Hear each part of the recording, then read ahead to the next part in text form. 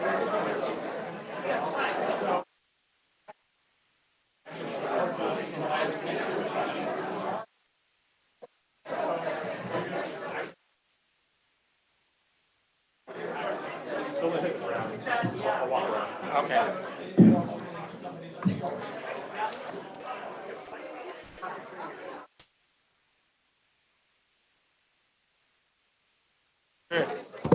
Hello, hello, everyone. We probably have 2 chairs up here in front. Other than that, we got a full house. It's 6:30. We have a very, very full agenda tonight in terms of the materials that we're going to be reviewing. Want to begin by welcoming everybody. We normally don't amplify the room. We normally have like 20 people. We could talk. So welcome everybody tonight. We're going to get our meeting underway. I'm John Davey. I'm the chair of the Eldorado Hills Area Planning Advisory Committee. Let's see if, in terms of officers, Vice Chair Brooke, I lost her. There she is. Brooke Washburn's online virtually with us tonight. We have our Secretary Bob Williams, Vice Chair Tim White, and I believe that John Raslier is unavailable tonight, but he's undergoing some health issues, and we're holding out for a very good recovery for him. So keep a good thought for John tonight. As we begin our meeting, things we want to notice. It's a full room. I don't know if anybody has observed that. So normally we have, on boring nights, we have 10 to 12 people, and then on active nights there's 20 to 50. So the room holds about 114, a little more room for standing. So we appreciate everybody coming out tonight. And we want to thank the Eldorado Hills Fire Department. They provide this room for us at no cost.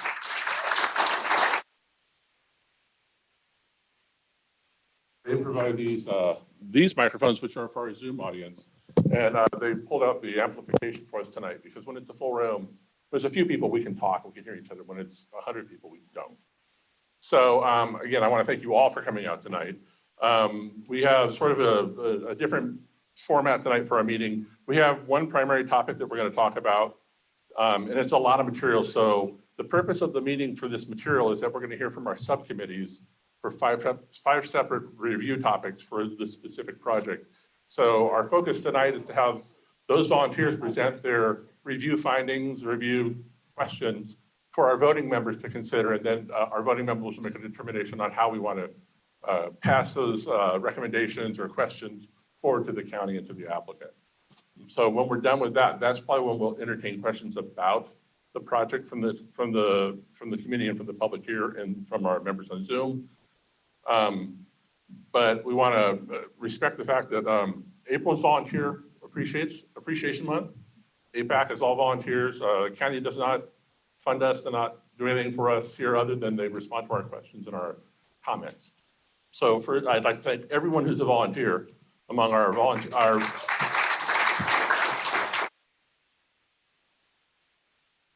subcommittee members and for our officers. This is a lot of work. And I think a lot of you are recognizing this as you're doing this work as well. So we appreciate that again as well. So I'm going to go ahead and call the meeting to order. The first item on our agenda after that is adoption of our meeting agenda. And I believe we do have a requested change. So I don't know if you want to do this, or you might want to go on too. You want to recommend changing the order a little bit? I think we already heard that. Okay. So what we're going to do is, so last month we had a couple items after the main discussion, and the room got real loud, people were walking in and out. We have 5 minutes of discussion on the other items on our agenda. We're going to put that at the front, just to get those out of the way. And then we're going to finish up with the major project we're looking at tonight. So with that, we're changing our agenda. We're just going to shift the last item to the front. And again, it's 5 minutes. So entertain us on that. The next item that we have up here on our agenda is public comment. So this is an opportunity for people to talk about things that are not on the agenda tonight.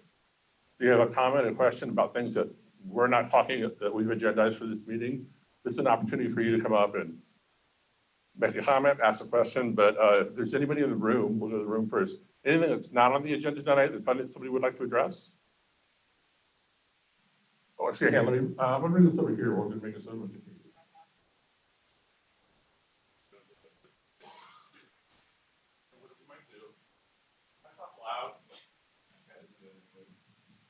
I'm going to set up here. All right, and this is so the room can hear you, and this is for people online can hear you. I just want to thank George Turnbull for his support and having everything go through the proper channels like they were supposed to. So thank you, George.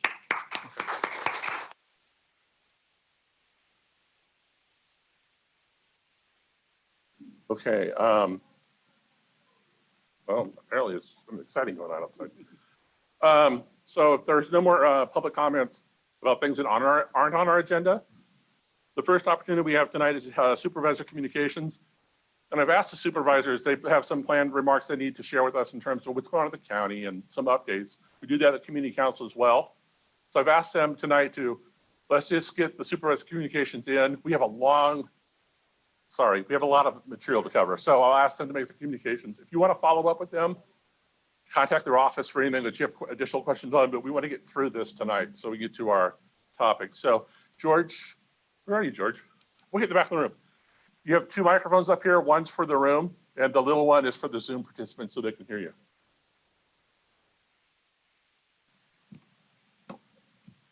No, it's kind of hard. This thing should be turned so we're facing the people, instead of away from the people and just speaking to you guys. That's my personal opinion. That's our just privilege me, tonight, okay? George, we can turn it. Yeah, Well, okay, I totally understand. Can we do this? there you go. All right, That this works. is better. Okay, Okay, good deal. all right. You know, this thing has been a group effort. It really has. So I want to thank everyone in this room. With my push this morning, talking to Tiffany Smith, the CAO, it's now going to the Planning Commission.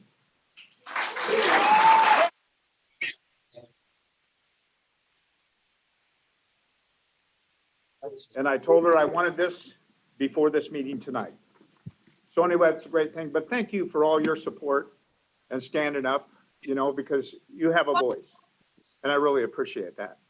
So some of the other things that's going on in my district, I had a Zoom call with the Secretary of Agriculture, and they're donating some property for a Grizzly Flat for the new community center. So it's a good thing, is what it is. These people have nothing out there. They have nothing, and this will get them back on track. It'll help them and put spirits back in their life. Also, Maria Amarillo-Gill, myself, and Kevin Kiley, we're working on state and federal money to be able to give to the residents out there that had no insurance. So it's a good thing. We're pushing it. And then Kevin also has a meeting with the President of the United States, I think this next month in May. So pushing the individual assistance that I've been pushing for a long time. I just want to tell you, I care about my residents and care about you. Thank you.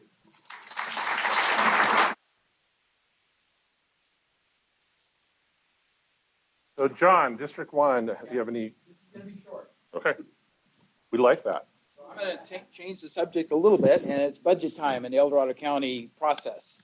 So on Tuesday, we had our preliminary budget review. There was a lot of things that reviewed, and we've made preliminary determinations on where money is going to be spent. But I want to share with you a few of the things that affect El Dorado Hills. Number one, our fire department came forward with an annual request for funding for the Educational Revenue Augmentation Fund, which was part of the Latrobe annexation. And that's a year-to-year thing. The board has to approve it. This year, it's estimated to be $102,000. The board has unanimously said, yes, we're going to make that payment. So El Dorado Hills is going to get that money back. Second thing is we are establishing a Youth and Families Commission, and El Dorado County is committed $250,000 to get that Youth and Families Commission started. I think we all understand the problems that we've had with youth in the high schools, the mental health issues, all those kinds of things. So this Youth and Family Commission is just going to be another extension to try to address those services. So we actually put together a 4-year plan, but the county's committed $250,000 this first year to get things started. Second thing, for anybody who's interested in arts and culture of El Dorado, we're asking for $95,600, the same thing that was given to them last year. Again, the board unanimously said, yes, we want to support arts and culture in our communities. So that was a big one. And then finally, federal funding. All of our federal tax dollars that we send to the federal government, a lot of that came back in what's called CARES funding, the initial round. The latter is called ARPA, American Rescue Plan Act funds. But I just wanted to share with you, the county broke it into 4 categories.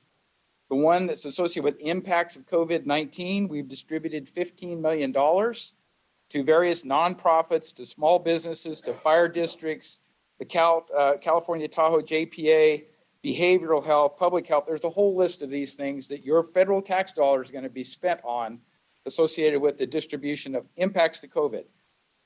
The second category is infrastructure, those things that require significant infrastructure improvement. The one that's noted, and that's $13 million that were designated. The one that's most notable here is broadband. So I don't know if any of you have any problems with your reception, internet reception at home, but the county is on a program to expand first class 1 gigahertz level broadband across the county.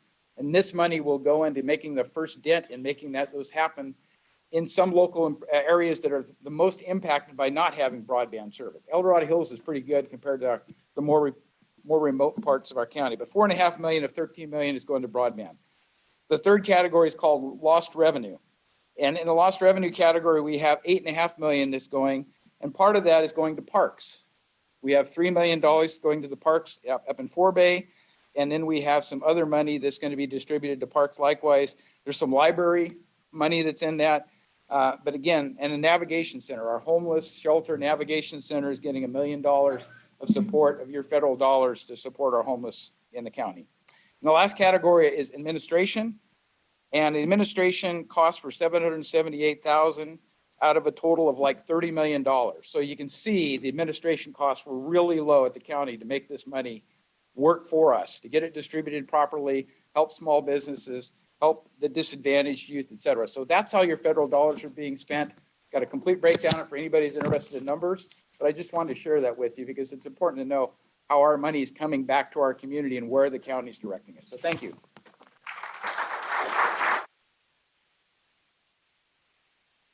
Okay, so next up on our agenda tonight, we have no guest speakers. We're going to do some project review. Let me, it's hard to drive and talk at the same time. So let me go back to this and get this going. So hopefully there we go. So, and we've already done a bunch of these things. Stop the public comment.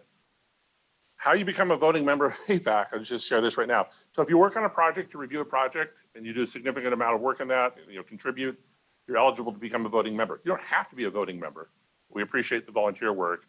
There's some people that due to their jobs in terms of they're involved in different aspects of planning review and either El Dorado County or other jurisdictions that they choose not to become voting members, but they still want to participate. So if you live in El Dorado Hills, you're already a member. If you work in project review, you're a voting member when the project is, the review is complete. So we wanted to thank everybody, remind them that we do that as well. So we did our supervised communications.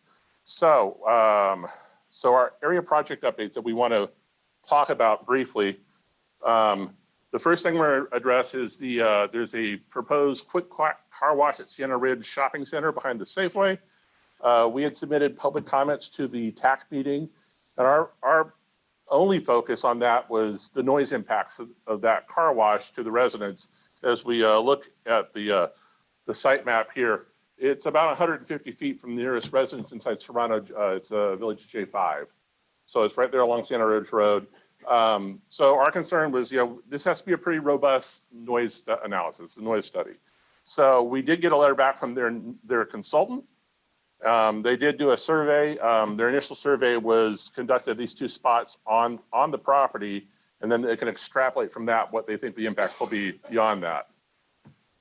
So the letter is posted on our website under the project document page, but the map they've come up with is that essentially the highest impact is obviously directly across Sienna Ridge Road to that one particular house. You know what, I'm not a sound engineer. These studies and these reviews are quite baffling, but essentially what they came back with was that they go off the existing ambient noise in the area, then they do their study and allow for what the expected noise will be from the project. They're saying there's 0 to 1 in terms of decibel change, 0 to 1 existing change. I don't know if you've been, I think we've observed, if you've been up to what is it, Green Acres in Folsom, and you're on the hill looking at the trees like I am, you can hear that car wash, the quick whack that's down below. Now, we don't know what sound mitigation they have in place for that development, but it's quite loud when you're up on the hill there. So that was why we submitted this comment. We had some people that live in the community that are asking that question as well. So we submitted the comment. They showed this down study that they have some mitigation devices that they say the most noise is coming in on the air intake on their blowers when they're drying off cars. Most noise is the intake, not the exhaust. So they have these baffles essentially that provide a lower level of operation. Again, baffles the operative word because I understand how you could run that facility and not have any manageable or any measurable sound there that wouldn't impact a home 130 feet away, and then they're all on a hill above it, so the sound goes uphill. So anyways, these documents are on the website under the project. If anybody wants to take a look, I'm in the Bass Lake area, so I have neighbors that are over there. They'll probably submit comments as this proceeds through. And again, it's a conditional use permit for this. It's an allowed use in the project site. So moving along. So at the Planning Commission last week, I'm losing track of days. There was an agenda item about adopting the CIP for the next year. Why do I struggle with CIP? The Capital Improvement Program acronyms. So, but basically, DOT does a study every year, or almost every year. Every year? I'm getting the word right here. So they measure, what's changed in terms of the impacts on traffic and where they foresee a need in the future. And this project, there was one being added to the CIP that was suggested to be added. And it's Latrobe Road widening, and this is our comment letter that we sent in.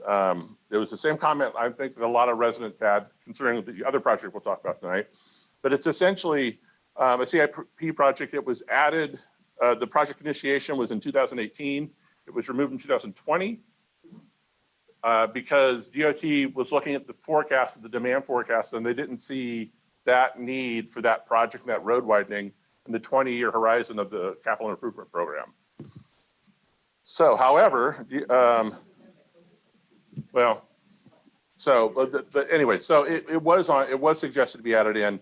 DOT did listen to a lot of comments that were submitted by the public, by APAC, and they did remove this from consideration right now, but they're still forecasting that there'll probably be a need. Our concern about this project was it was defined as meeting the needs of growth in the business park, and we couldn't figure that out other than John Adams Academy. Obviously, it's been an impact, but we also wanted to make sure that if we were going to say maybe this shouldn't be considered right now, that there wasn't an element of this study and these numbers that would impact residents. It was not to say maybe there is a need right now for residents. There are a lot of people obviously that live along Latrobe, and they probably see that traffic impact. So it's a balancing act. Say, well, we don't need that right now, because we think it's going to maybe enable a developer to do something and maybe slide by on some costs.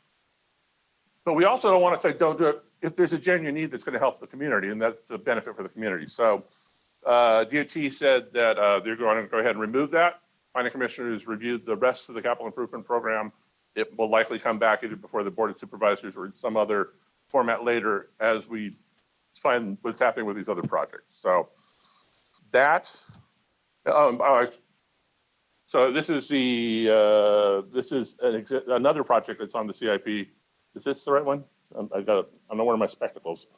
So this is so that project was Golden Foothills to Investment, the Southern Golden Foothills to Investment.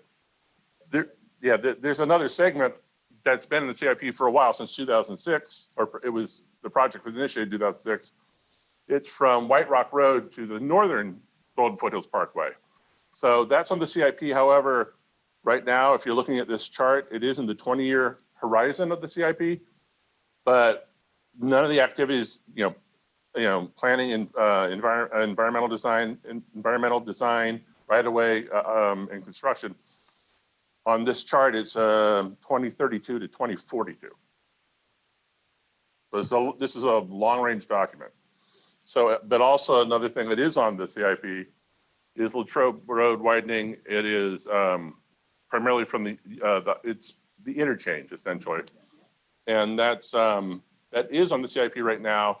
been on since 2006 or 2008, 2008. And it's a real near-term project in terms of what the projections are and if the dollars are there.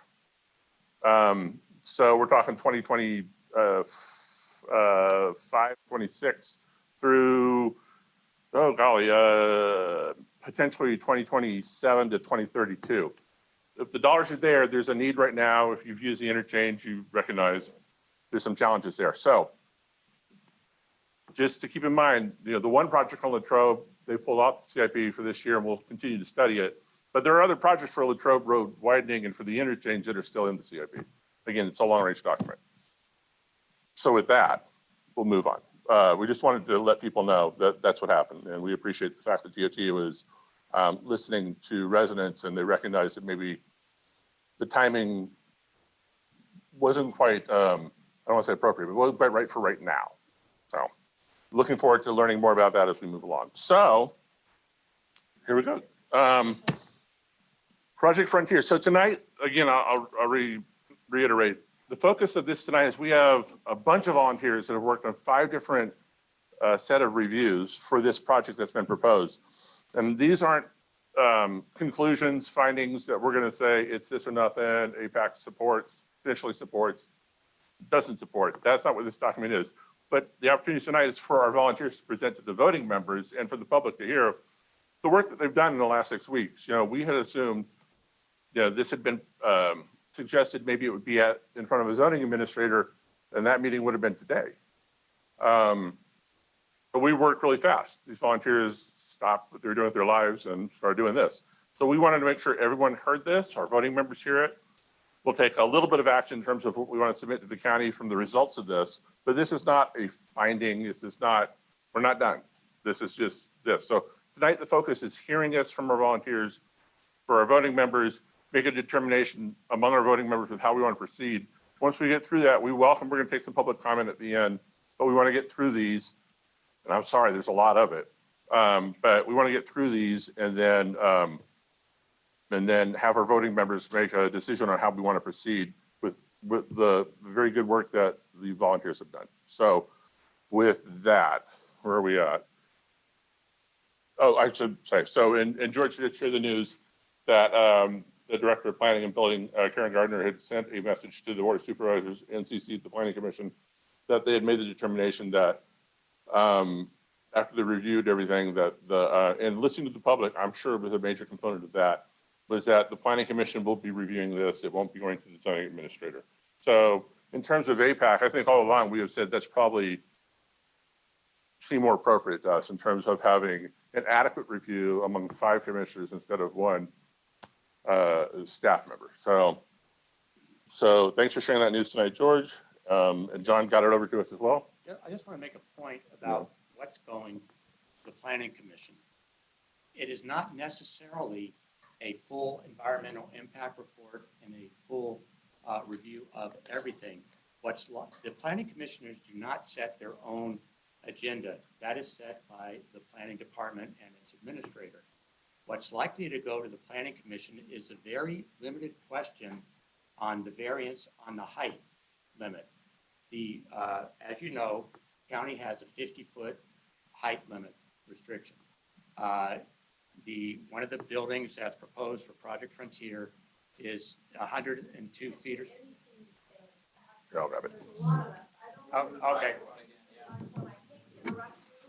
Oh, I'm glad you did, because it should be, everyone should hear. Sure. I just want to make sure expectations of what's going to the Planning Commission. The Planning Commission did not in and of itself set the agenda. That's set by the Planning Department and the staff of the Planning Department. What is likely to go to the Planning Commissioners is exactly what has gone to the zoning administrator. And it's to deal with the request from the applicant for a variation of the height limit. As you know, the county has a 50-foot height limit. The project, I believe, has a height request for a building that's going to go somewhere from 102 feet, 103 feet.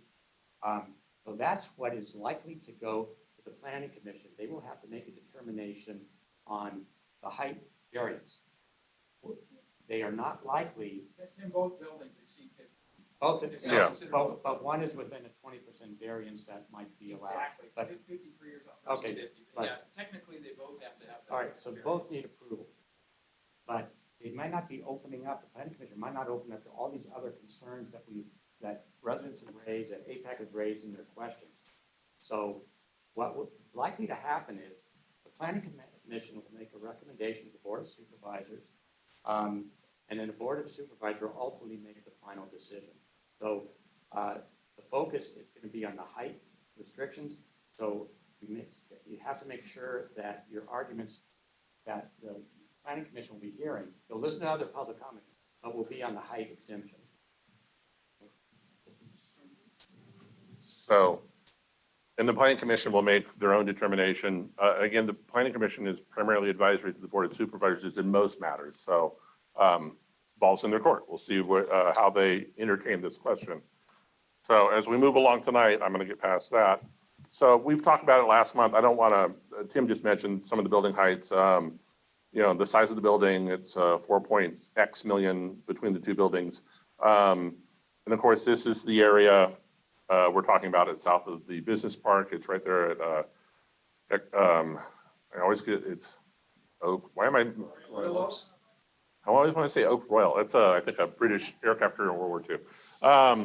Royal Oaks. So this is the project height we're talking about. Primarily, most of what's proposed is south of the creek that's in this property. And then, you know, we have some of the exhibits that we've seen before in terms of where they're at. And this is from the applicant's marketing website for the project. And we looked at that last month. The applicant came and talked to us about that. Again, just some of the design elements here. These are some of the intersection studies that we pointed out last month. And then when we talked about, and we'll get to it in the traffic analysis that the traffic review that our volunteers have done. You know, the applicant explained to us last month, 561 AM peak hour trips, 455 PM peak hour trips, and about 5,058 daily trips. Roughly it's 1,250 on commercial trucks and 3,808 for passenger vehicles. So that's what's in the numbers that were included in the traffic impact analysis report. And again, these are some of the items. We're not going to jump into this. We just want to make sure everybody knows this is all on the APAC website. That some of the elements that they would be doing on and off-site improvements to facilitate meeting some mitigation elements. So the first thing we're going to talk about tonight is, the county issued a fact sheet. We've shared that on our website as well. We have downloaded it from the website and we've linked to the county's fact sheet. We might hit some elements of that as we're having our other discussions tonight. And the other thing that we will be talking about, and it's really not a focus of the review we've done, is the economic impact analysis that was done by EPS on March 30th. And Auditor Controller Joe Harn had provided this to us. He wanted to vet it a little bit more before we were able to post it. And Bob, I don't know if you want to talk about this at all, or about the economic impact? I think it's, I don't think we're prepared to Yeah. right today. But- But yeah, that's definitely something that we have to address and Yeah, so, yeah, quickly. so last month, we heard from the applicant that they talked about the overall sort of sales tax and property tax dollars in terms of those numbers. So I think was on the order of $10 to $23 million. This analysis has indicated that you know, the county share of that is significantly less. You know, I know that some community members have done their own analysis and said it's about 6 million max. And depending on what version, wholesale or retail, how these things are conducted on the property, you know, it could be as low as $35,000 in sales tax was one of the numbers. So this document's on our website. We want to make sure people have that available. You can go and look at it. I believe it's linked to the county website now too, on the county's fact page for the project. But we did want to say that we were provided a copy of that. It's on our website. So, and then that's the sort of the highlights. 481,000 to 2.3 million in sales tax revenue. And then some of those dollars have to be split up among special agencies here inside the county. EDH, fire, the school district, it has an impact fee, I believe, as well. And then the El Dorado Hills CSD there's dollars for different agencies. So this is a total sum that would come to the county, but it's not specifically to the county general fund. So there's a lot of numbers in there. I encourage everybody to go through and read it. And I believe there'll be probably another analysis coming after that, as this is closer to coming to a public hearing. So now the first thing we do in terms of our volunteers, their reviews, the first thing we're going to talk about is the cultural resources review. Do you want to use this? Yes. Well, let me preface a couple. Yeah, I'll let you jump into this. And your microphone's on? Make sure that's on too. Before we go to that first review, I wanted just to make a couple of comments. First of all, it was a great pleasure working with the 20-plus people over the last 6 weeks on these, and this is just the beginning. It's a beginning of the entire analysis. As Tim suggested, we can that the scope going before the Planning Commission will be very narrow. That does not necessarily mean that that is an acceptable solution. Certainly not to my view. I also, sitting here, I also want to obviously fully disclose that while we put together these studies, and I think you'll find them to be remarkably even-handed and balanced, I personally am biased. As a resident of Heritage, I find the whole idea of such a massive situation, a fulfillment center of that type in our area, just to be an appalling thing from the beginning. And if you then add to that the fact that we were led to believe that between 10 and $25 million would be going for the county, only to find out that we may not receive as little as 31,000 if you look at the specific numbers. There's just not a reason to ask yourself, why are we even considering it at this stage? But I didn't want to use this as a political point of view. I just wanted to fully disclose my position as a member of this group, because I think it's only fair that everybody understand that some of us also can be biased and also have to live and work with people that we've come to love and admire in our communities. And we do have differences of opinion with sometimes with the kind of things we see coming down the pike. John also mentioned, and correctly so, the set of questions APAC sent out to the planning department. We were able to turn around those questions, in about 2 days after we got our preview. We sent it to the planning department. We did not receive a response back from planning, but we did receive a very extensive planning, which is on the site, from the developer. I encourage everybody to take a look at this document and download it. Because interestingly enough, if you look at also the FAQ, the fact sheet from the county, you'll find that almost verbatim what is on the fact sheet that the developer gave us and what the county planning department, we're assuming that this thing came from the planning department. We really don't know who generated this fact sheet. But a lot of the words are almost identical. So we have to bear in mind that there are some very significant issues that need to be dealt with. But the most important thing right now today is we want to go through 5 very interesting beginning analyses that we hope will be able to be put before the Planning Commission in full light of day. This is only the beginning. We have other analyses that need to be done, and we still need more volunteers to work on these to get to a point of view that they're going to be totally defensible before the commission, before the supervisors, and if it has to go to a different level, it's defensible at that level too. But to that, I would like to turn the microphone to my colleague to my right, Melinda. Are you on green over there? You're about to be. So I'll do it real loud while she's getting this ready. So in terms of our volunteers, if you're working on an APAC review, we ask that you be open-minded and neutral in the review. If you have some questions and some concerns, that's fair to bring those up because we're all curious and we want to know. What you do on your own time, it's fine.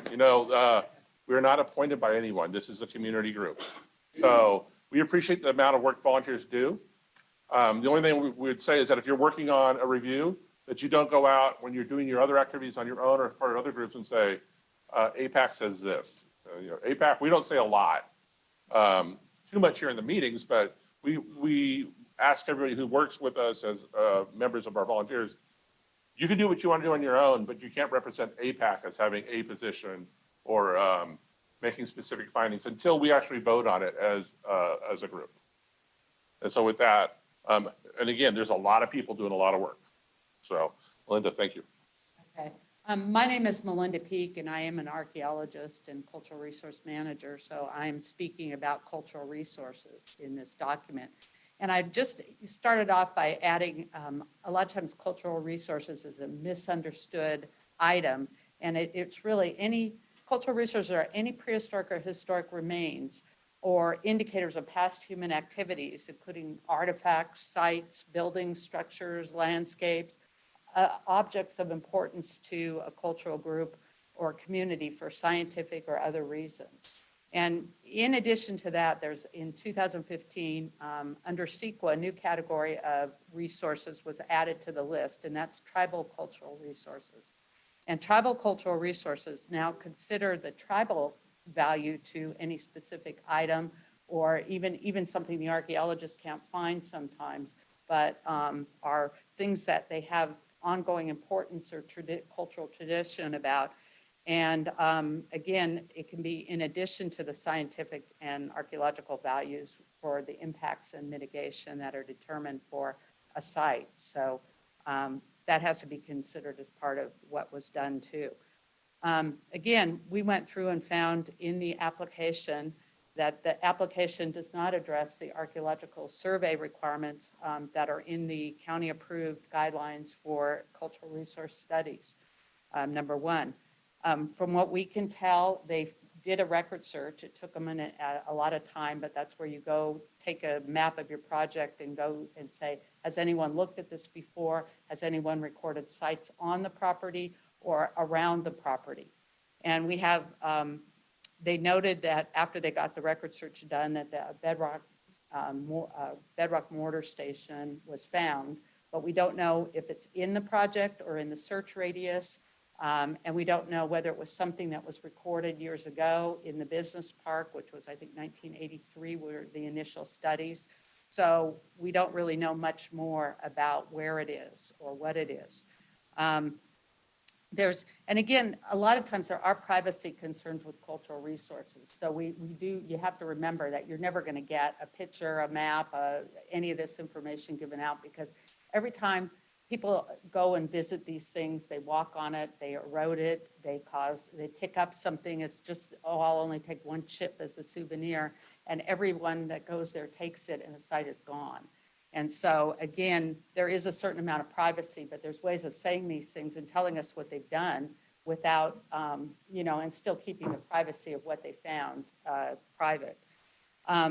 Again, they left us with many questions, including, has an archaeologist gone out and surveyed or resurveyed the property relative to the proposed development? We don't know if they're relying on 1982 data or whether they've had somebody go out there. Did they re-record this site, or are they relying on something somebody saw in the 1980s? Did they test around the site to see? Sometimes there's not very many indicators. So what you do with a bedrock mortar is you go put test holes in to see if there's any kind of deposit surrounding it. Many times there are. And it's actually, to an archaeologist, the deposit's the important part and not the bedrock mortar itself. Some of the newer Indian groups up here are trying to get recognized, and they consider the bedrock mortars to be important. So there's a different attitude now, and we have to keep that in mind, that they used to be something you could just write off and say, say, who cares? There's bedrock mortars, we recorded them. Now they're important to the Indians too. We don't know also if they've got this within their site, what measures are they going to develop to protect this long-term, having thousands of workers there? And if it's important to a local Native American group, how are they going to protect it? We have no clue. And without some environmental document, I don't know how we'll ever get that determined. One of the other things that's really a problem for us is that there's no indication that they ever talked to any of the Native American groups up here, that they initiated tribal consultation to see if there are any groups that consider anything within those areas or nearby tribal cultural resources. That's supposed to be completed, that step, before determining what type of document might be needed for the project. So a couple other things that, again, this is near Carson Creek. Carson Creek is sort of not a huge creek, but it's a huge system. I took and put it on maps and was amazed at how many branches of Carson Creek they are. But the other part is not too terribly far away from here. Carson Creek goes into Deer Creek. Deer Creek goes into the Cosumnes down by Elk Grove. Some of the best sites, the biggest villages and burial sites are along the Deer Creek and the Cosumnes River, and they are still there. As you drive along Grantline Road, you're passing, 40, 50 sites, just in that one stretch. And so it's something that these are the drainages may not seem like much, but a spill into or parking water, parking water runoff can go into Carson Creek, then go into Deer Creek, then go into the Cosumnes River, impacting the delta. So again, it's not just minor what they're doing there. It's got some majorly other impacts too. And then one of the other things is that there are a type of sites as you head south from that project area that are very subtle, but have religious and spiritual values. And this is another one where I don't want to really say what exactly I'm talking about, but changes in the light, changes in the, access, changes in roadways down there. Right now, most of them are on big pieces, big ranches, and big pieces of property, but these could be affected too. And it should be a regional approach to the archaeology, not just their property per se. So again, I'm hoping that we can protect and avoid disruption and damage to resources by having appropriate technical studies conducted by an absolutely neutral firm with California experience, and not, lots of these big engineering firms bring in somebody who's got excess hours and are on payroll. And, we get people that have never worked in California before. So those are the things I'd like to ask for. Oh.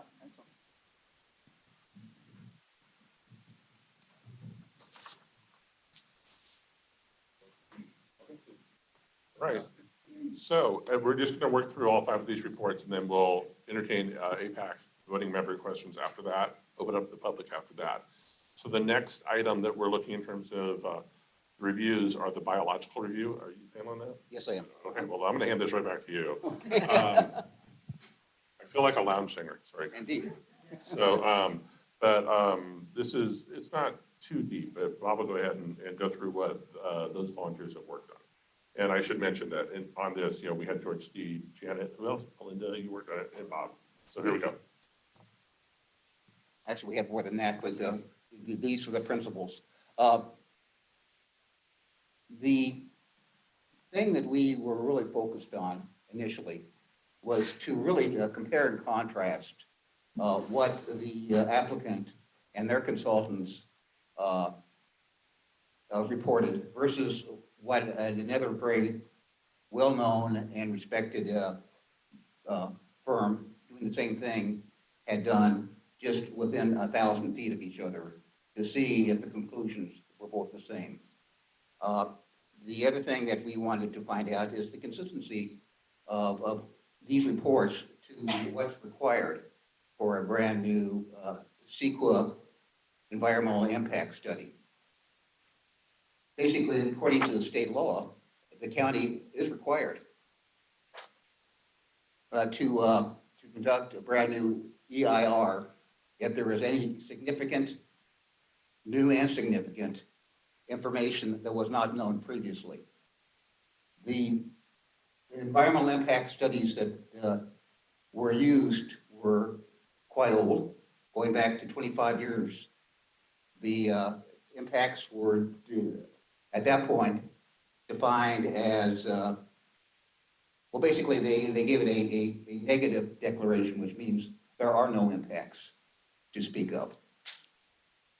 And so we then took a look at what the biological firm, BSI, reported in the applicant's review. And in that review, they concluded that there, within that site, 13 species of interest. Basically, that's a definition of those species that either the federal government or the state of California has deemed as either threatened, endangered, or just on a special list called species of interest. So in this report, they indicated there were 13 such species of high probability that it would exist on that site. They found that only one of they were able to identify and actually observe one species on that site. Even with that, they came to the conclusion that there was no significant or less than significant impact to the environment to this site. So then we compare that with the 2021 study done by Helix Environmental on the Carson Creek Preserve. Now, remember the Carson Creek Preserve is within a half a mile of this site. It is a federally and state preserve, and therefore there are regulations involved in those situations that go beyond the purview of the county. But in that particular study, it was determined that they already identify a great number of species of interest. I'm just going to read several of them, but that included the, I don't have my glasses either, so I'm as bad as you, John. But that would include, obviously, the western pond turtle, the burrowing owl. There are something like 21 species of interest. And basically, Carson Creek Preserve is really an ecological treasure. One would automatically assume that if two very, very reputable firms were to come and look at and come to the same conclusions, that there are either species of interest or having high probability of interest, that there should be, at the very least, a finding that these are new and significant findings that would require a new environmental impact study. And so in essence, and I won't go into any much more of the study, except the fact that our conclusion, our subcommittee's conclusion was that it is warranted to have a full CEQA EIR performed. So, and as we go through these documents tonight, these are the quasi-draft. As we finalize it with probably a formal vote tonight about taking these in as part of our consideration to submit to the county, we'll post these to the APAC website where you can read them in depth. And I kind of feel like I should make you read them just because we've had to do it, so. Mandatory. So, and again, I think the four issues that were identified in the biological review was the adjacent biological systems, the survey methodology, water runoff issues, and the failure to acknowledge the significant parties of interest. So, and then we have some a summary of these, and these will be posted on the website as well. This slideshow will be on the website probably by tomorrow morning. But some of the survey questions that we found were unresolved. So with that, we're going to move forward with the noise and acoustics review. And It's the Bob show again. oh well.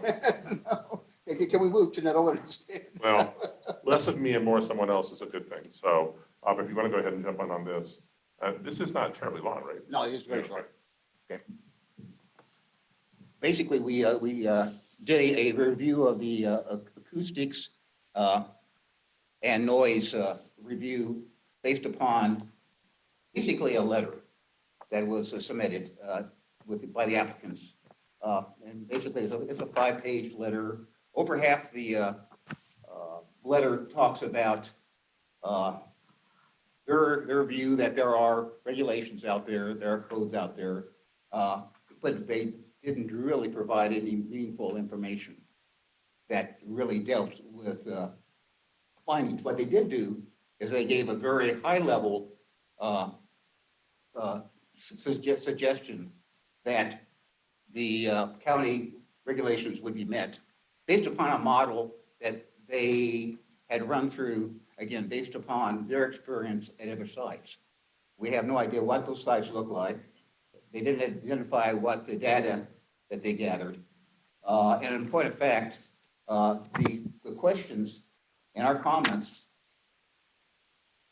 are longer than the report itself. And so that kind of again suggests that any kind of reliance upon this information in terms of noise or acoustics, again, needs to be reexamined, and it's just not satisfactory.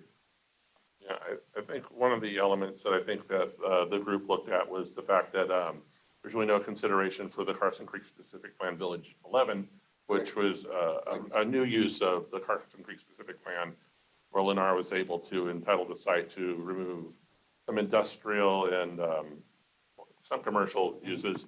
And, they're essentially building it's Heritage Carson Creek, is that what it's called now? There's another name. There's another marketing name for that. Heritage 3, we call it. Yeah. Heritage 3, okay. So anyways, but the committee members, when they reported back, they said, well, there's really no analysis of Heritage, the Village 11. So, Well, in point of fact, both Carson, both the, I'm sorry, you sparked my interest here. This one, but in the report from the consulting firm, they point out the fact that there's both the Blackstone development and the Heritage developments, but they are just too far away to even consider the noise impacts.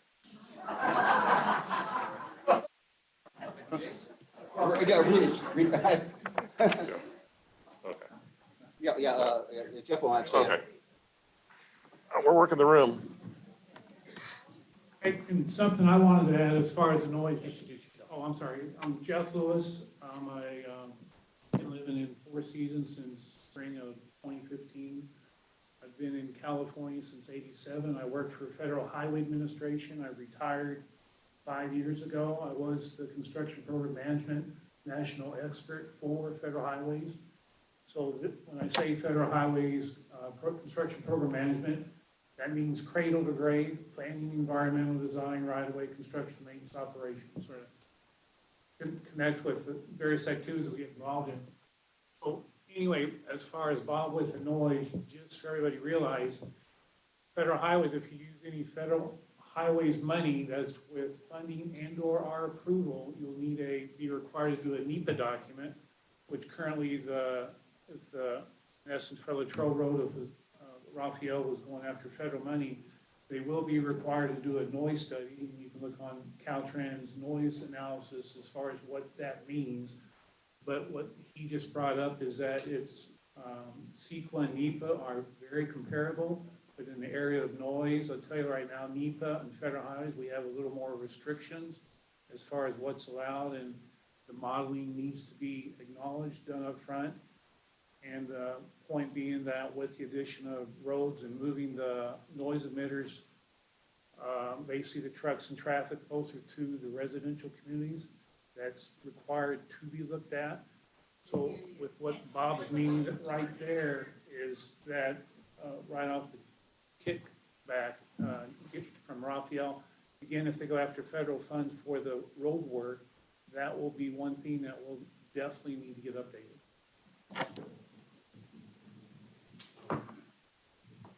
Like we could do a duet up here. Moving along from the acoustics, we're going on into the the air quality review. And I'm trying to remember where, I know, but I'm looking, David is online. David, you should be able to unmute and I'll go ahead and move the slides if you want to chime in on this as we move through the project. Are you ready to do so, Dave? Okay, can you guys hear me okay? Yes. Perfect, perfect. Great. All right. My name is David Ying. I'm a chemical engineer by trade. On behalf of all the reviewers involved in the air quality report, I'm going to give you some key points of the review.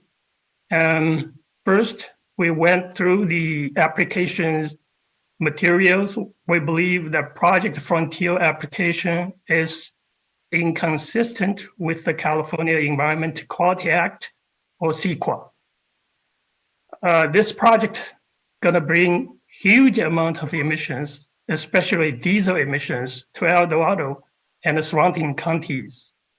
One of the worst of diesel exhausts is the small particles called diesel particulate matter, also known as DPM. It is toxic and contributes to cancer and premature death and all other serious array of serious health problems. Because of these detrimental effects, Project Frontier cannot be considered as ministerial project under CEQA. According to CEQA guideline, section 15369, the applicant stated that they are not seeking ministerial approval, but they have not done studies to inform the public of its environmental impacts. They didn't even disclose air pollution associated with the project. So the question is the county going to give them ministerial approval? If not, and the county should request the environmental impact studies instead of looking at the permit to give them into subbuilding height. These are type of the environmental impact study they need to do. The applicant needs to analyze the project's cumulative air quality impacts on top of the past, current air quality conditions, and also other reasonably foreseeable future projects. What air pollution level will be when Project Frontier is up and running? The project needs to conduct a quantitative air quality studies to answer this question. Plot on the left is an example. The hot color area or high pollution area could cover large parts of El Dorado and Sacramento County. Studies also need to be done to see if the US Clean Air Act is going to be violated. The applicant needs to prepare a quantitative health risk assessment following the California Office of Environmental Health Hazardous Guidelines. The assessment needs to show what is the increase of all the health risks listed here and associated costs to citizens and governments. Next, please. Next slides, please, John. Last but not least, let the public know these results. What are the environmental impacts? What are the air pollution associated with the project? And listen to their concerns. If you have any doubts, please talk to the California Attorney General's Bureau of Environmental Justice. Please see detail in the report. We'll be happy to take any questions you may have in the end. All right, thank you, David. It's hard to do when I'm driving and he's trying to educate us, so thank you for your help there, David. So, and we do have some summary findings in there, and it'll be available on our website probably by tomorrow morning. So, The last subcommittee review we have tonight is the transportation review. And we've already spoken to Jeff. I'm going to pass this down to you, Jeff. And then you guys can tell me where you want me to be with this. And we're going to do our introductions. I don't know if you guys want to share this or. Yeah, we'll start. You share green when you start talking. There you go. Okay, first, we'll introduce ourselves a little bit more, and then we'll get into the specifics here.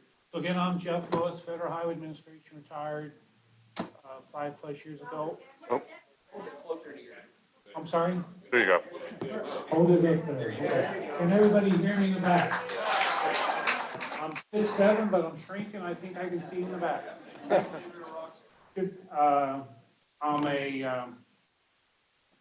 here, as far as a little bit more of my background, I moved here in '87. I said currently living not far from here. I grew up in a small town in Missouri, 1,200. It's now 1,300, so it's booming. I was just back there last month for a reunion, so as I see a lot of gray-haired people, I feel your concern about this project. On the flip side, working for Federal Highways, I had responsibility for Caltrans projects in San Diego, the San Bernardino, that's San Bernardino County, Riverside County, Imperial County, and Riverside, and San Diego County. So any projects that use federal aid trust funds, your gas tax, federal funds, all those had to go by me for environmental approval, planning approval, design, right-of-way easements, noise, inverse noise condemnation, with some cases, and getting into the maintenance operation. So again, when I say cradle to grave, that's as far as Federal Highways was our theme for this office, and this gets back to our big theme we tried to drive into our office was it's trust but verified. Being from California, I'm sure a lot of you know who originated that saying. So it's very big that as I traveled around and now I used to teach nationwide, everybody's in the trust and spending the money, but the verification is a little shaky depending on where you're at. So that's where, between Matt and me and our other 16+ volunteers, you'll hear some of the things from our experience that may interest you as far as what the current traffic analysis report shows. Okay, so before Matt gets introduced here, want to bring up that as we look at the project, it's like, close your eyes for a second. I'm assuming everybody's from around the area. We know the layout. Highway 50 is east-west major freeway. White Rock Road is coming from I-5, I-99 down Elk Grove, swinging up here and ending at the Silver Valley interchange. The Trove is a major north-south road in this little valley. So we're trying to connect all that. But again, trying to envision what the before picture is, and we'll get to the after picture. Also keep in mind that the county was also looking at extending Payne Road to the west side of Heritage and Four Seasons as far as a planning effort to potentially look at that as a future expansion someday. But that will give you a good before picture as far as we know what's being laid out for the current infrastructure. Okay, so here's Matt. Hopefully this is long enough.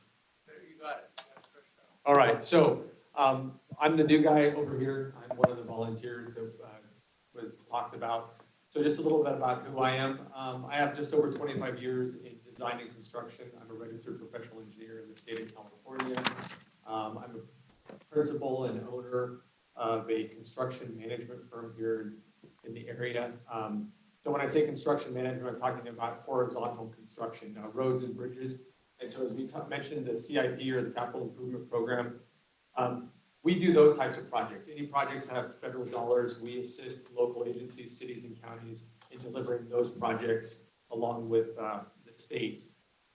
So throughout my career, spent about almost 10 years in Nevada County, lived up in Grass Valley, worked there in the Public Works Department and the Building Department, part of the Community Development Agency. The beginning of my career, I was a lieutenant in our United States Navy, the Civil Engineer Corps, and managed to get a master's degree from Cornell University in structural engineering. So I've done a little bit of everything, been around. So it's through that lens that I looked at stuff. And then lastly, I think most importantly, I'm a resident here in El Dorado Hills. So, and also, and that's why we're all here, right? Because we love where we live and we want to keep it that way. I also would be remiss if I didn't say that I'm also part of the secretary for the Citizens in Support of El Dorado Hills. So just want to let you know that. And I think with that, we'll go ahead and get into the traffic study. Is this me? So I'll try to follow along here with the way that we've laid out the slides.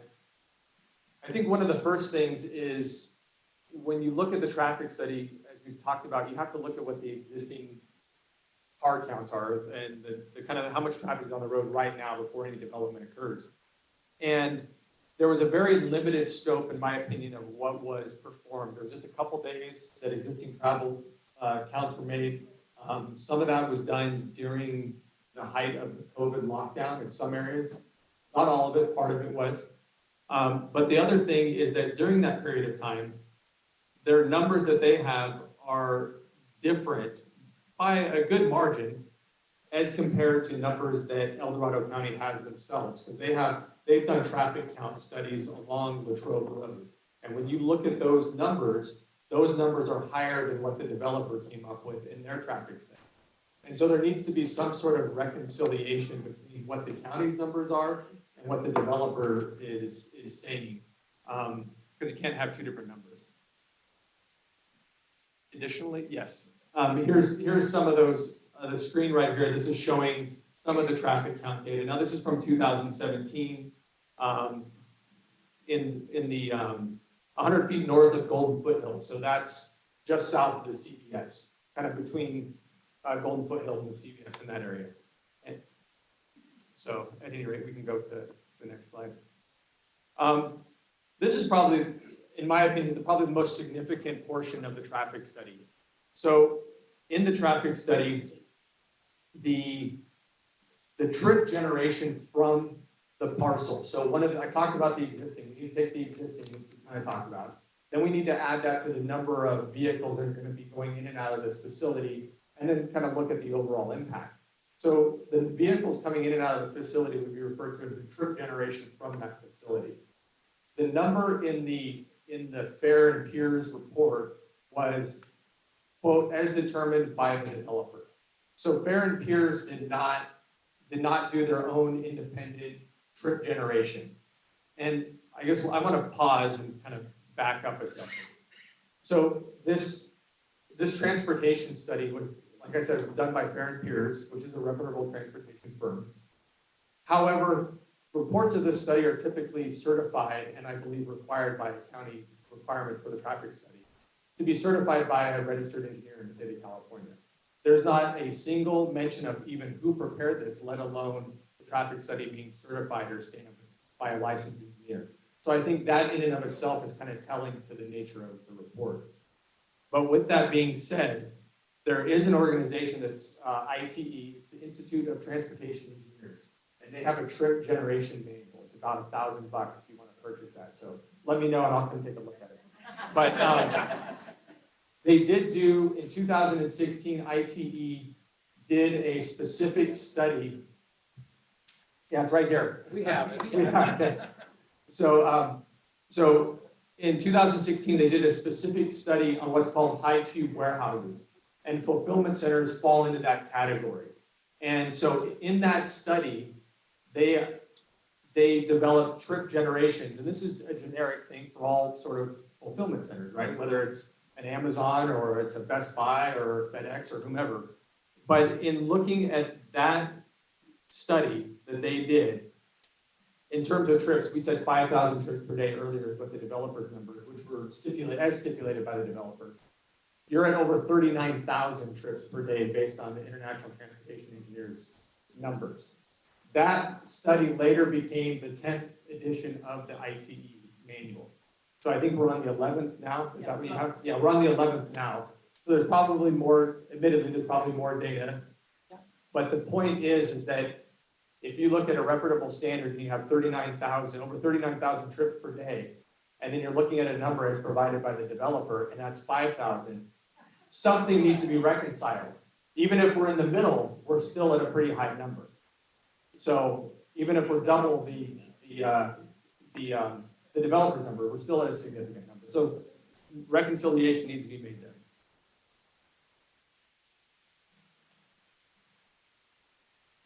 And then this is just the cumulative effect. We'll just touch on this real quickly. The report generally failed to take a look at the cumulative effects. In other words, I guess just to put it this way, is this development going to suck up all the oxygen in the room so that nobody else can breathe? Meaning, are they going to take up all the capacity of the roadway so that no other development can occur? There needs to be a look at cumulative effects. And let's see. So yeah, we can just go to the next one.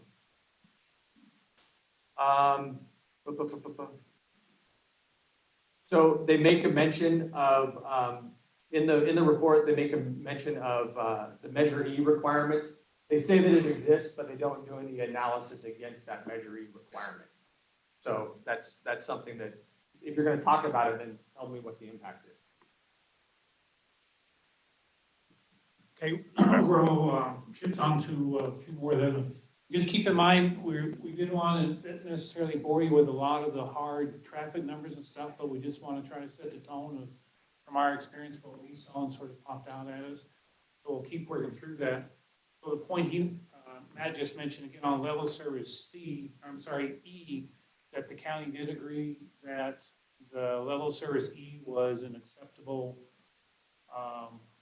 percentage or rating versus level service C is, how many people can say they know what a level service is?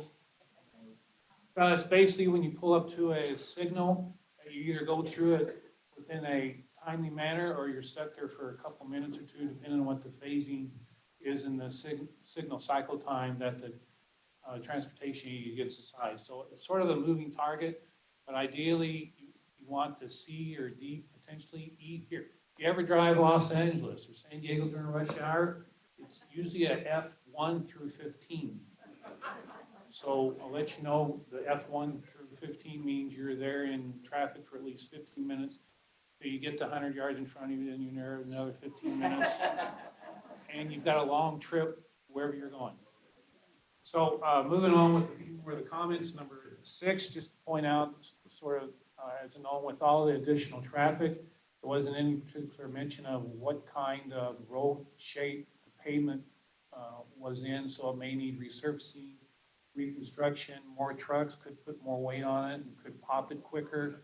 So now you're getting back to the maintenance and operations that could handle which would potentially lead to additional dollars, which is reflected typically in the developer's TIF fees to help try to capture some of those costs that they'll be responsible for. Okay, as far as item 7, the point there was a little bit on the list of efficiency, not only getting to the pollution and emission impacts, but also one of the things with a 24/7 operation. My big thing, like for when I worked with Federal Highways, was noise. We have traffic noise, AM, PM, lots of traffic moving up and down the freeway. Those properties, and including park properties, sanctuaries, et cetera, under a federal requirement, those have to be looked at.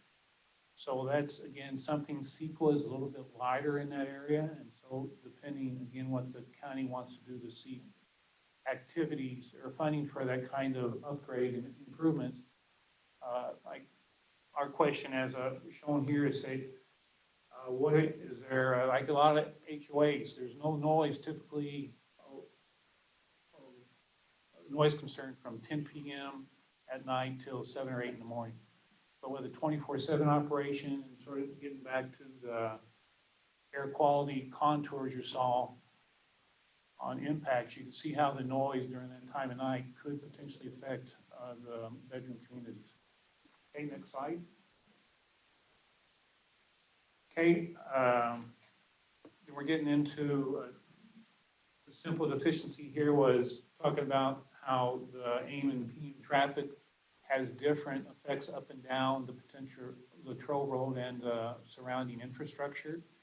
And the theme for me, I was noticing there that I guess I looked at Latrobe Road as a controlled access facility, which means that to help minimize any stop and go traffic, that the proposed stop signs leading into the parking complex would need to have access from the signal areas and not necessarily from the main line.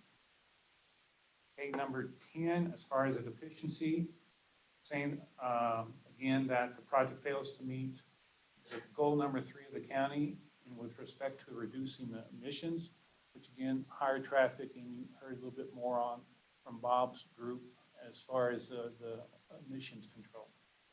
Okay, moving through the next slide, number 11, go to number 12. Pointing out that $18 million in TIF funds, fees, has been identified to be used to help offset the development's traffic impacts. And for myself, I hadn't necessarily seen how that was particularly calculated. Maybe a little bit better explanation as far as what that is, what's intended.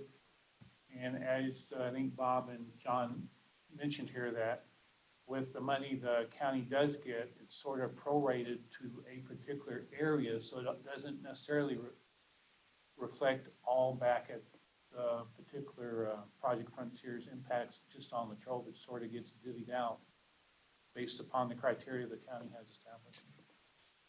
Okay, a little bit more on deficiency number 13. Talking about, we mentioned that we feel that study largely ignores the impact of the completed White Rock and Silver Valley Parkway expansion, which we're getting back to what Matt had mentioned, that there's potentially significantly higher traffic than what was shown in the report.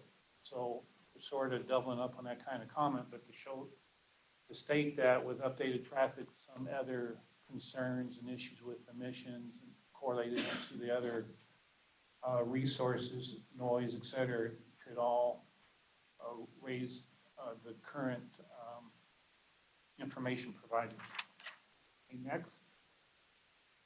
This is just trying to show that we're talking about the challenge. And for the heritage area, they currently have a agreement with, it's gated, privately owned, and maintenance by the Heritage HOA. So assuming that the Amazon or the Project Frontier is built, you have to assume that over time, the deliveries and leaving the facility may find its way through that particular neighborhood and or other neighborhoods. Okay, saying again that if Project Frontier was built, that it could potentially find in the delivery of trucks heading to Project Frontier and or leaving from Project Frontier, that it could end up affecting traffic on residential neighborhoods. In other words, a secondary infrastructure. Okay. If I just speak to that too, I can speak loudly. Just for those of us that are living in Heritage, you'll notice that particular map that they produced runs right through Palmdale, through our community, which is a gated community. Either this was a oversight that they didn't check out, or there are some other agreements being made, but nevertheless, it's an issue. I'm sorry, Jeff. Did everybody hear that in the back?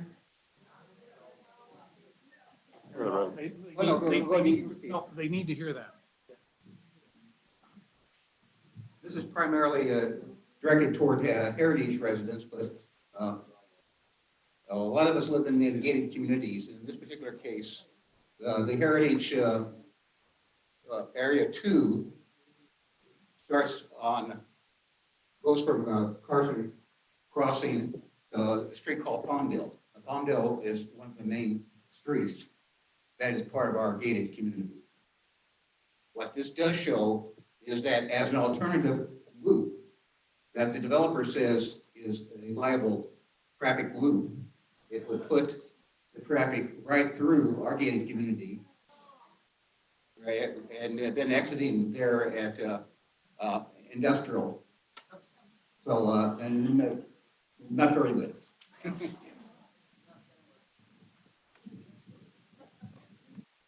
Okay, next slide. Okay, this is getting back to when the county, in 2021 did a study and looked at various alternatives to push out a facility, which would be to the west of Heritage and Four Seasons. This was, as far as we understand, this was a preferred alternative out of the four that we would look at. So just to let you know that it's being studied, it's out there, it's got to go through the whole cradle to grave process, but at least it gives you a better idea that maybe what's envisioned for those particular lands west of the developments. Okay, next slide.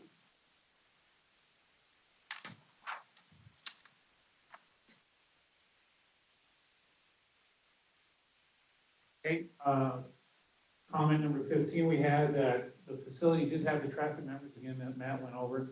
But again, the thing you gotta look at when we talk about maintenance operations is how will they maintain that? And as developments typically increase, they want additional revenue, they may grow.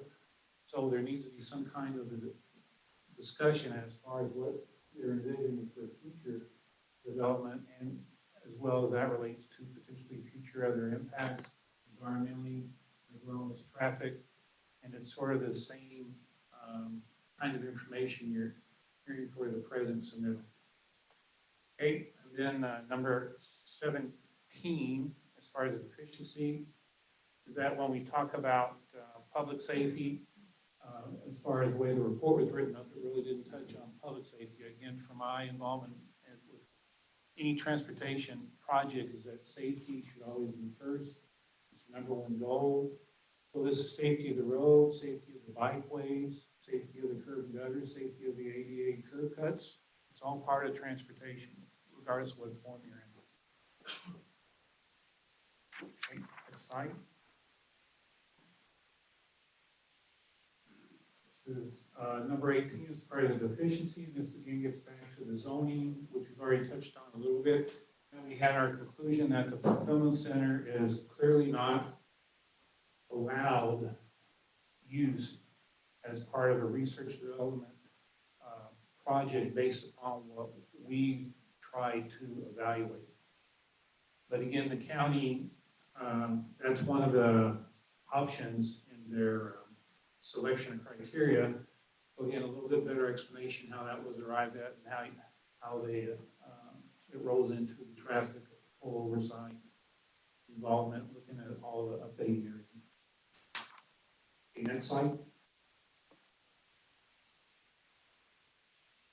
Okay, as we get back to our conclusion, again, at the start of the discussion, I mentioned the before picture. Remember Highway 50, White Rock Road, Silver Valley Exchange, Latrobe Road. Remember 6 lanes from White Rock to Highway 50, 4 lanes a little bit farther down, maybe Golden Foothill Parkway, right way, and/or investment, then eventually 2 lane. Now, with the current proposal, looks like it eventually will be from Highway 50 headed south, all the way to the south end of the Frontier project, could potentially be a 5 or 6 lane. So, from my viewpoint, if you bought a home along the facility and you envision a 2-lane road, go home, look out your backyard tonight, and envision a 5 or 6 lane. So, something to think about, something that needs a little more investigation as far as what all that means. But before, after picture, again, close your eyes, think about it. That's been my way to try to help get people to see what's happening. And like I said, when you go out back to your home, listen to the serene, quiet community and picture the traffic doubling, et cetera, so it can help give you a little more idea how you may be affected. Okay, as far as I want to close out, which I sort of mentioned with Bob's comment on the noise, was again with federal highways potentially being used for the roadway transportation project, that as an example, the CEQA allows rubberized asphalt concrete painted black, which is good as far as a highway pavement surfacing, but for federal highways, it has to be a wall. If it's reasonable, feasible, there's criteria for that. So you can see where CEQA, by putting in the pavement, would actually say, well, it's mitigated. Well, no, the catch is, we federal highways have proven over time that, and not to represent federal highways, I retired, I got away from that. But to represent that as pavements put in rubberized, over time, the sand and stuff gets in these little air pockets, which means what? The noise is reflected bigger and harder for all the new traffic. And so that's why we, federal highways, if you, again, using federal money, that if it's reasonable, feasible, a noise wall, noise barrier is required to be analyzed and determine whether it's mitigatable or not. So with that, next slide. John did a nice job of putting the slide presentation together. This is just pulling the past findings, which we just sort of walked you through, but the big thing for Matt and me was, as we wanted to make this kind of the highlights to you, that we give you more time to get up and voice your concerns and comments to us, and hopefully collectively we can respond to some tonight. But the big thing that John and we're all mentioning that this is still an ongoing effort to try to capture your concerns, knowledge, give you a legitimate response. And again, for me, remember, trust but verify. I absolutely trust John Raphael, but we have to do a little more digging, what I call turn the rocks over. Learned that from my uncle back fishing years ago.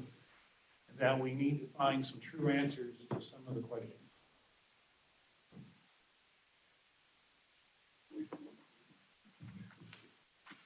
Okay, with that, really, I'll go backwards. We're at the end of the subcommittee findings. We want to go ahead, our primary concern, right, is to get the feedback from voting APAC members. So I'll open it up right now, and I can actually turn the screen to stop this nonsense. Hey, look, here we all are. Voting members here in the room, comments or concerns about what was presented in terms of the subcommittee reviews? Oh, yeah, yeah, we have to, and you got to be green over there.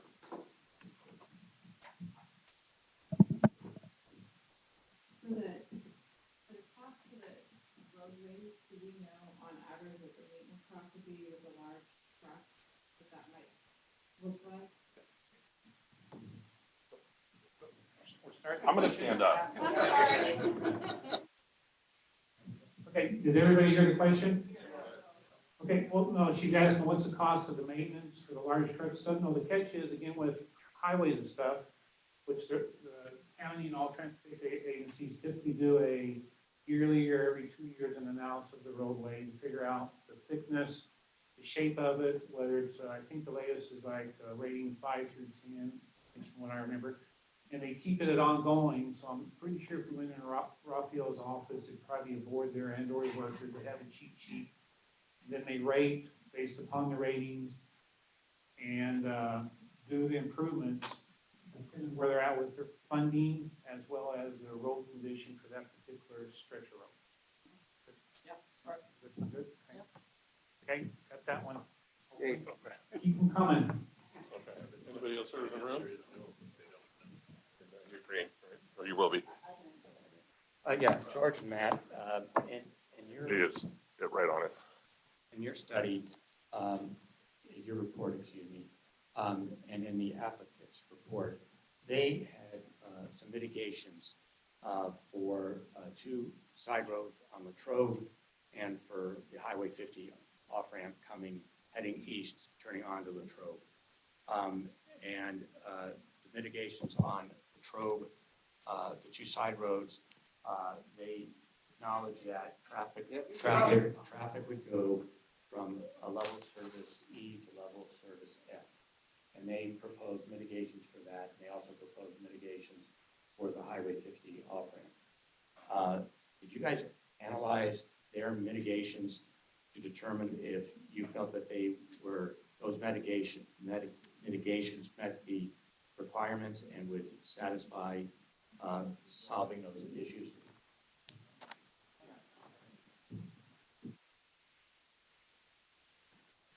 I think that it's difficult to analyze whether those are going to be sufficient mitigations when the numbers themselves for the vehicles are in question. So I think first we need to establish that we have an accurate existing vehicle count and that we have an accurate trip generation from the facility. Once those numbers are identified, then we can see if the mitigations that are being presented or proposed are effective. All right, but if you accepted their numbers, would the mitigations be sufficient? All right. What I asked was if we accepted the applicant's numbers as in their application, would those mitigations be sufficient? I didn't look at, I personally didn't look at that, and I don't know if anybody else did look at that, because of, like I said, if the numbers to begin with are questionable, you have to solve that one before you can go further. It's sort of like saying, is the roof good, but the foundation I'm unsure about on my house? First, we have to get the foundation correct, and then we can look at the roof. Okay. APAC voting members. Anybody else here on the panel? Yeah, you got one? Here, I'll bring it to you.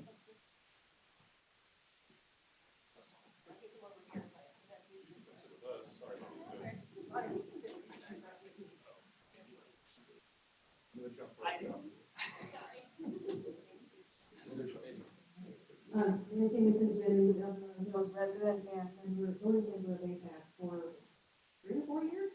Several years. Anyway, I was just going to comment that as I'm listening to all these reports, I'm looking at how APAC is going to respond to the whole situation. Oh, thank you. And I think there's some commonalities in that everybody's saying they need further analysis and further reports. So as we give our response, or we write up our response that we're going to turn in, maybe we can put some of the common things first, like several committees are saying we need another environmental impact report, or we need another, I think it was a traffic by, I can't think of the company's name, something in far. Yeah. So I think if we start with the commonality is we all agree we need a more in-depth environmental impact report. And then go in, we also need these studies. I think that's really the commonality I see between all of the.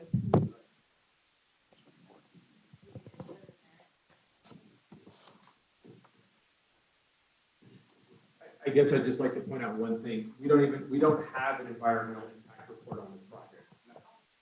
And I think that's what we're asking for, because if we did have an environmental impact report, then we would have all of the studies required under that. Then we would have public comment to all of those studies, and they would be required to respond to all of those comments, and we'd go through a process of reviewing that. So we don't even have one of those, let alone for specific to Project Frontier. Okay, so is there any other voting members? Oh, there you are. Alistair. Let me bring this to you. This is where the cool kids sit. And here's this kid. Yes, I'm Alistair Dunn, and a former developer. And my question really is, well, probably you to John, but probably John Heidel or the officials in the county. How on earth can this developer circumvent a full EIR? And from now here, what is the process that I know APAC is an advisory committee, but personally, I am speaking for myself, is how and what's the process to force the developer to do a proper job?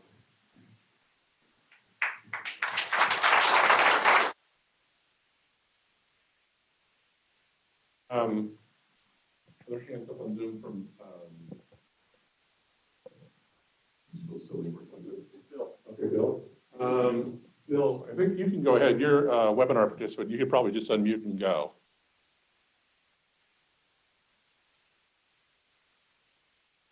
Bill, can you hear us? Yes, sorry. So I would quickly, I would ask that I apologize for not being able to be there in person, but work life intervened. But I would ask that the presenters be mindful of there are about 100 people that are on Zoom, and we can't hear all that well. So if you would be careful with the microphone, I would appreciate it.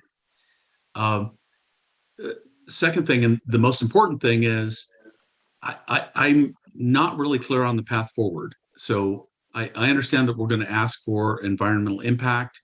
But I'm not really clear on what the ask is to the Board of Supervisors and the county at this point. Sorry, and I'm trying to manage this as I'm listening to Bill. So right now, this is not something that's going to the Board of Supervisors. It's Supervisor Turnbow shared with us tonight. It's going to go to the Planning Commission, and Tim elaborated on that it's going to be a project that's probably narrowly reviewed in terms of the CUP request for the 2 building height variants. I think that for the Planning Commission, they can make a determination, their advisory decision. They could decide many options. They could ask for additional consideration from the applicant. They might decide that, the conditional use permit is not adequate and it's a discretionary project at that point. The county and the applicant insists that it is a compatible use with the R&D zoning. We obviously have a lot of concerns about that, a lot of questions. So, in terms of process, it's got to go through those things before, the Board of Supervisors would even be talking about it. So I would encourage everybody to continue to make your comments to the Planning Commission as this comes up before them. There's no timeline yet on this, when the hearing might be scheduled, what additional materials might be prepared. As we all submit comments to the planning department and to the applicant, they may find that they're willing to perform other reviews or other analyses that they could provide to inform the Planning Commission of what the impacts of their project may be and how they propose to mitigate some of those things. So, until today, we didn't know what the process was to begin with. And right now, we suspect it's still going to be very narrow in terms of what the county is asking of the Planning Commission. Once it's at the Planning Commission, the commissioners will make their determination on how they review it and make their advisory vote. And after that, we could continue to provide feedback to the process. Am I missing anything there? I think it's important. I think it's important that we try to see around the corner here. And assuming the Planning Commission approves it, what is our recourse after that? And what's the plan after that? Because that can't be the end of the conversation. Yeah. Oh. Appeal process. Yeah. Well, it's the appeal process. Yeah.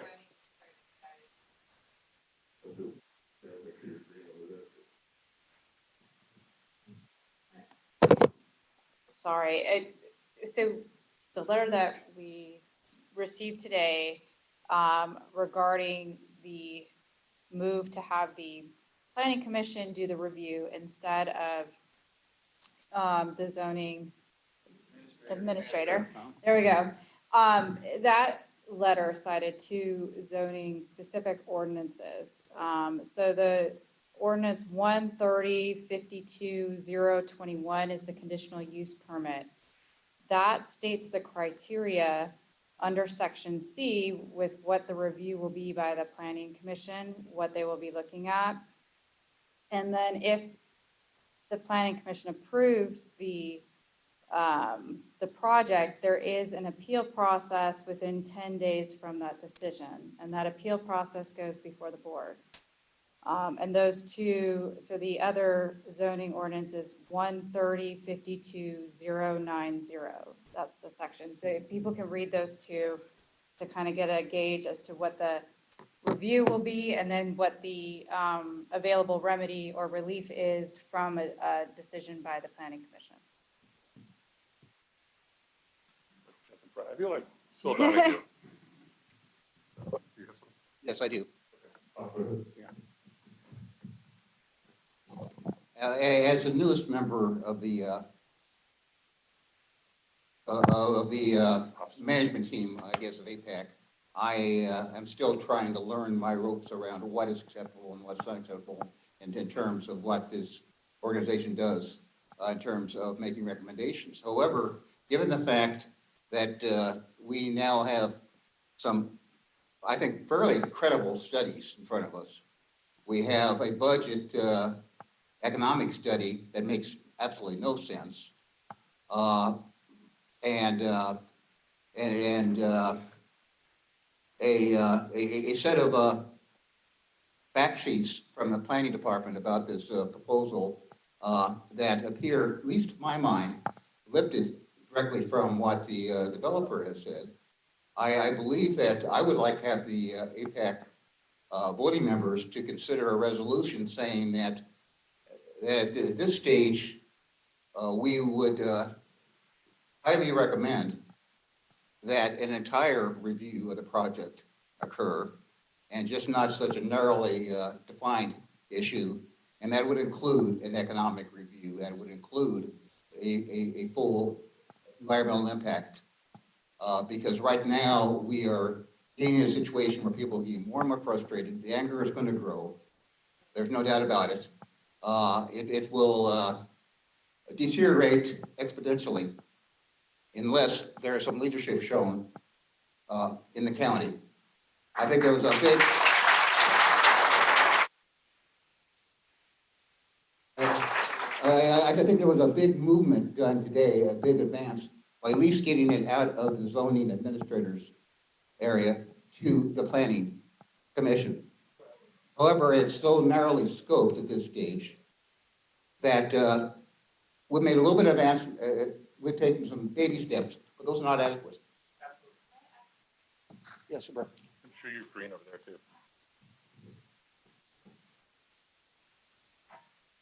I apologize, I'm not as knowledgeable as I would be on the subject. I just came out of a jury trial for about 6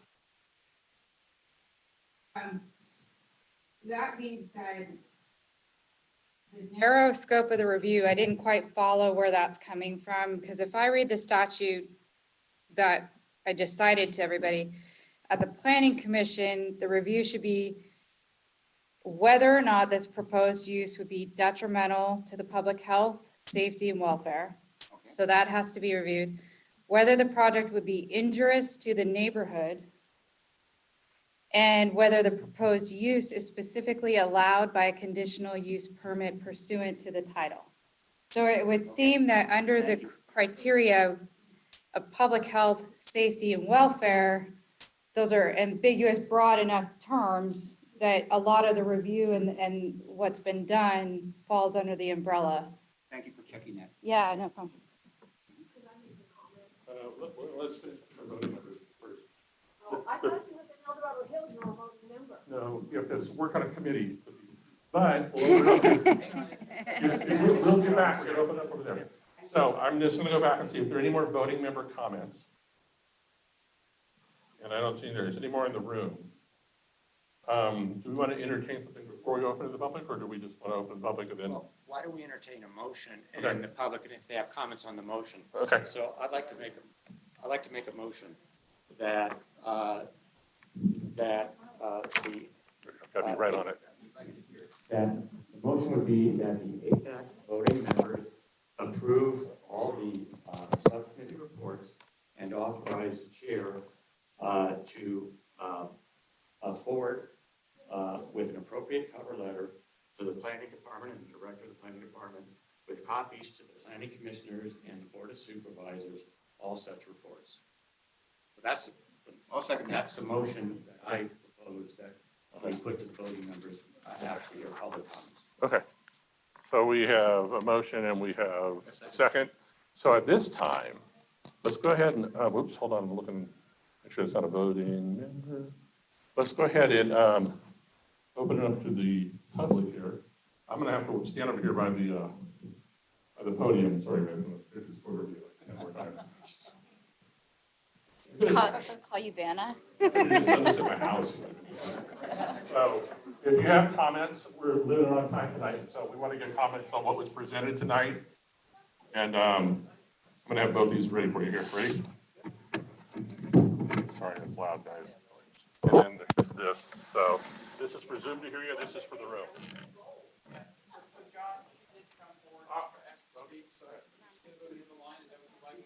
Go ahead, why don't you start, then can you cut and get second, you'll be second, sorry. It's okay. You can come right in front of me. Go ahead, let us know who you are. All right, my name is Richard Perrin, and I am representing people from District 1 and District 2, some people that couldn't make it here tonight. I'd like to start off with something you brought up early on with about volunteers and how they had to hustle to get this information ready in 6 weeks. Well, guess what? There was an NDA signed and none of us knew about it before 6 weeks. And I thank everybody that's on that Zoom call. I thank everybody in this room, people that couldn't be here, because we've had to hustle our little butts to keep this from being jammed up our you-know-what. So that's my first comment. The second one is because of the NDA and the hiding of it, I think APAC needs to go back. There is documents that show where we actually courted and reached out to the developers for this project. It needs to be stopped. It needs to be stopped now. It does not fit into this area whatsoever. And you have every reason to tell the Board of Supervisors to say, hey, guess what?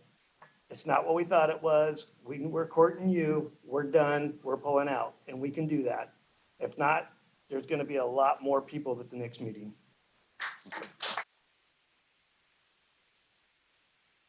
I just want to second the thought that I appreciate so much all of you people, especially those with expertise in these particular fields, for coming forward so quickly and spending so much time doing those documents. I lack that experience. I'm just a longtime resident of El Dorado Hills, but I did attend the Board of Supervisors meeting last week. And I talked to one of the Board of Supervisors, the head of the committee, because I had also been involved in the park, the parks, not park, or movement.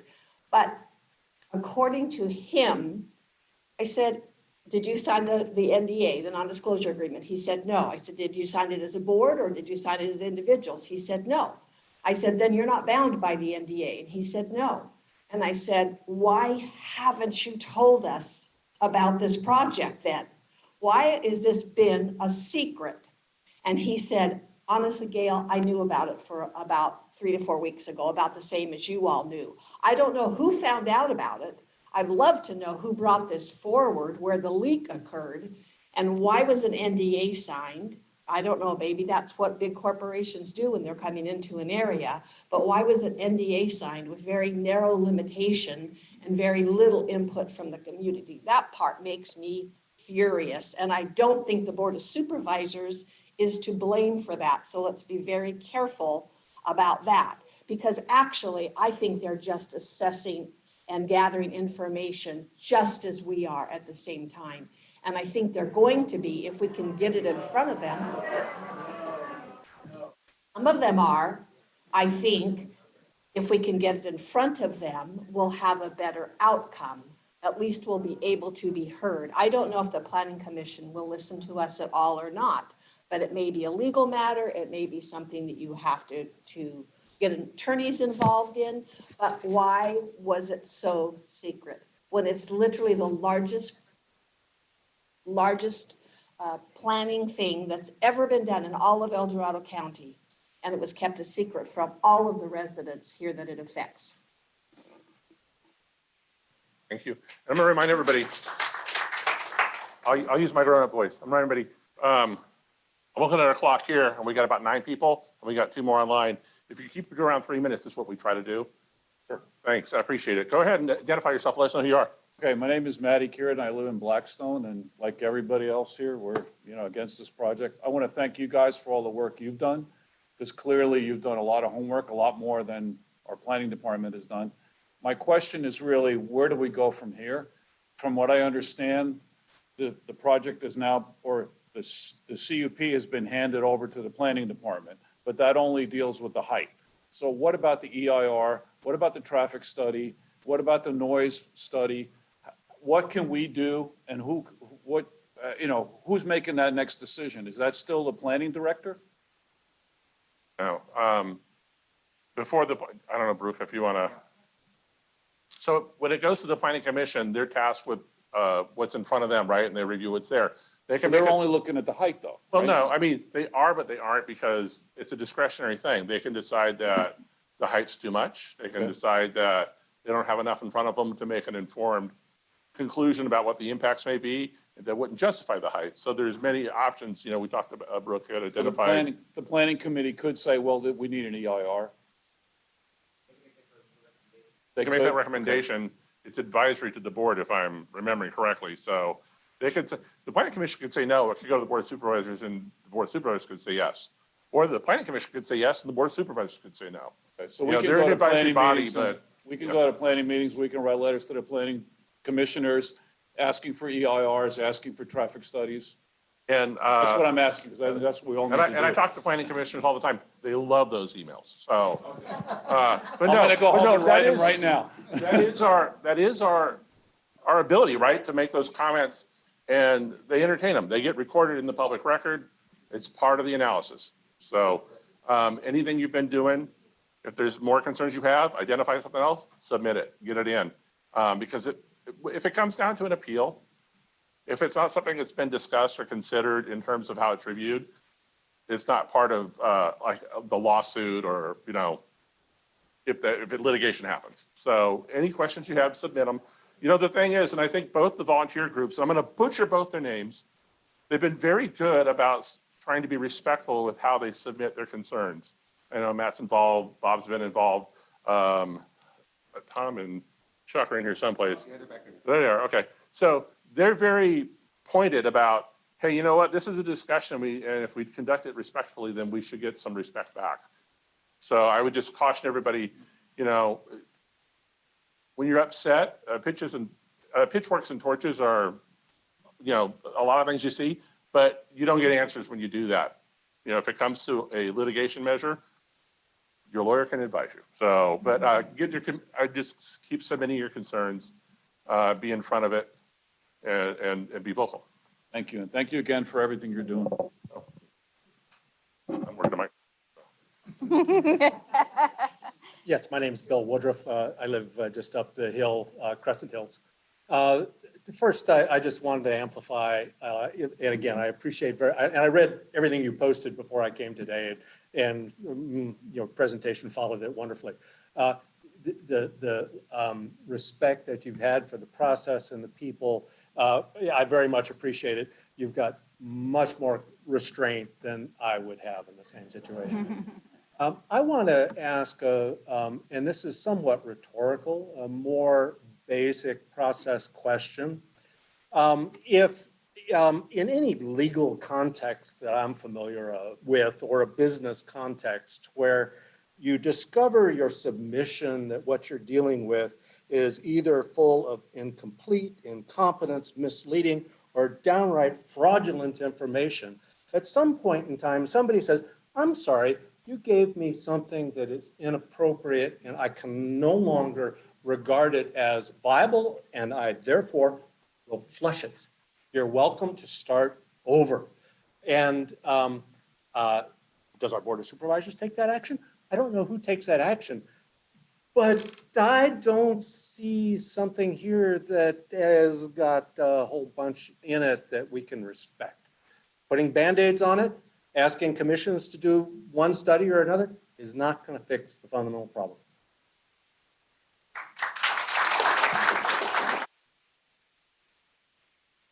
Good evening, I'm Marty Abel. I live down on Village Green Drive. I'll keep it brief, but I'd like to speak to the height limit issue, the conditional use permit, and the action that the Planning Commission will be taking. As we all know now, the height limit for this site, R&D site, is 50 feet. You need a conditional use permit to exceed that. There is a provision in the zoning code, 130.30.60, exceptions to building height requirements. That section allows for exceptions to the height limit to permit chimneys, church spires, elevator, mechanical, and stair housing, flag poles, towers, and vents, and other similar structures on the roof. The limit on that exception is 20% of the building height, which is 10 feet. So as far as I can tell, the maximum height, with or without a conditional use permit, the Planning Commission could begin to approve is 60 feet. And building 1 in this project is 43 feet higher than that. As far as I can tell from the zoning code, there's just no way. It's not permitted for the Planning Commission, or by county rules, to approve a project that's higher than 60 feet on this site. So you identified that. I'll speak loud. I saw that, I want to say in February. I couldn't remember for the life of me where I saw it. There are a lot of zoning ordinances. Yeah, a lot of emails from me too, by the way. Yeah, oh yeah. I've only, after our last meeting, I had 196 emails that night. So, but yeah, it's 106% higher than the 50-foot limit. So, yeah, it's an important consideration. I'm sure we'll have that in our findings as well. I'd add, as long as I've got another 30 seconds, 3 more deficiencies to that traffic report. It didn't address any impacts on Highway 50, any segment of Highway 50, or Latrobe Road south of the project site. Now, maybe there's good reason for that, but the study didn't tell us. It did not do what is now required by CEQA, a VMT analysis, vehicle miles traveled analysis. Yeah, that's that question, yeah. So, and then the other is, there's no discussion of construction impacts. This is going to be something like a $2 billion construction project. It's going to go on for a year to 2 years, and there's no discussion of it at all. Thanks, Marty.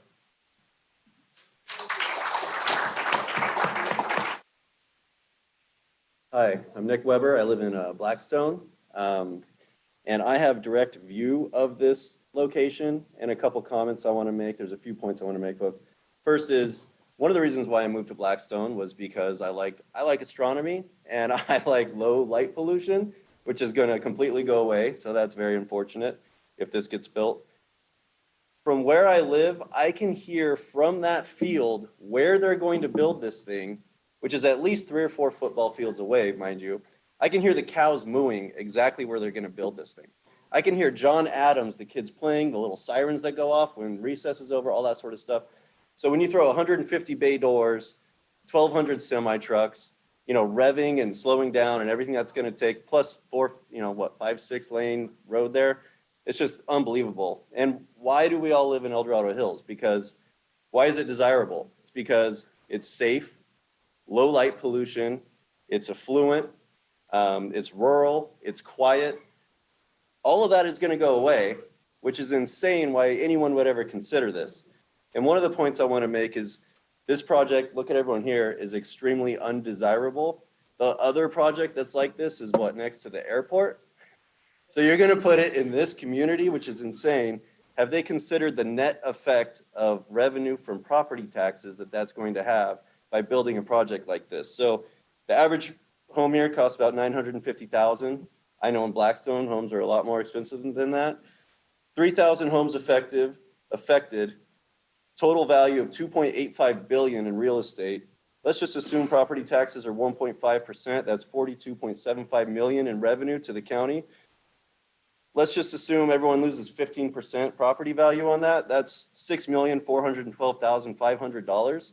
15% is probably conservative because, again, why do we want to live here? And they're going to ruin that whole reason for living here. So if it's this undesirable, no one's going to want to live next to this thing. So I think that's a fair assumption of how much we're going to lose. Did I see that the revenue that this is going to generate is $480,000 to $3 million, and we're going to lose $6 million just in revenue from property taxes? It's just inconceivable where any of this makes sense, period. So.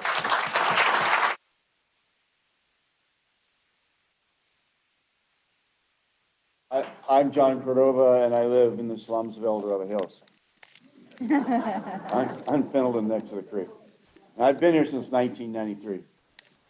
There's 2 points here that are like a white elephant in the room. Number one, the Amazon facility Amazon would not build that type of a site anywhere without somebody giving them some incentive to do so.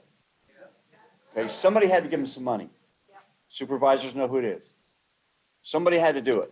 Secondly, Amazon moved out of New York because of bad business conditions and left a big facility there. So it's like a big hole in the ground.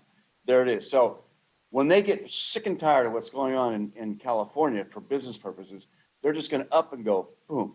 So what are you going to do with a 1.5 billion square foot facility just out there? You're going to put a casino in it? Don't know. Those are things that, well, that's called an economic impact report. That needs to be addressed. Find out what incentives were given to Amazon to come in and build it. Because they won't come in and build it. That's the Golden One Center, the Arco Arena. Every major facility that's ever come into an area has always got a tax incentive to come into an area. And it's been given away by the county. The only people that can make that determination is if you ask John who's doing it.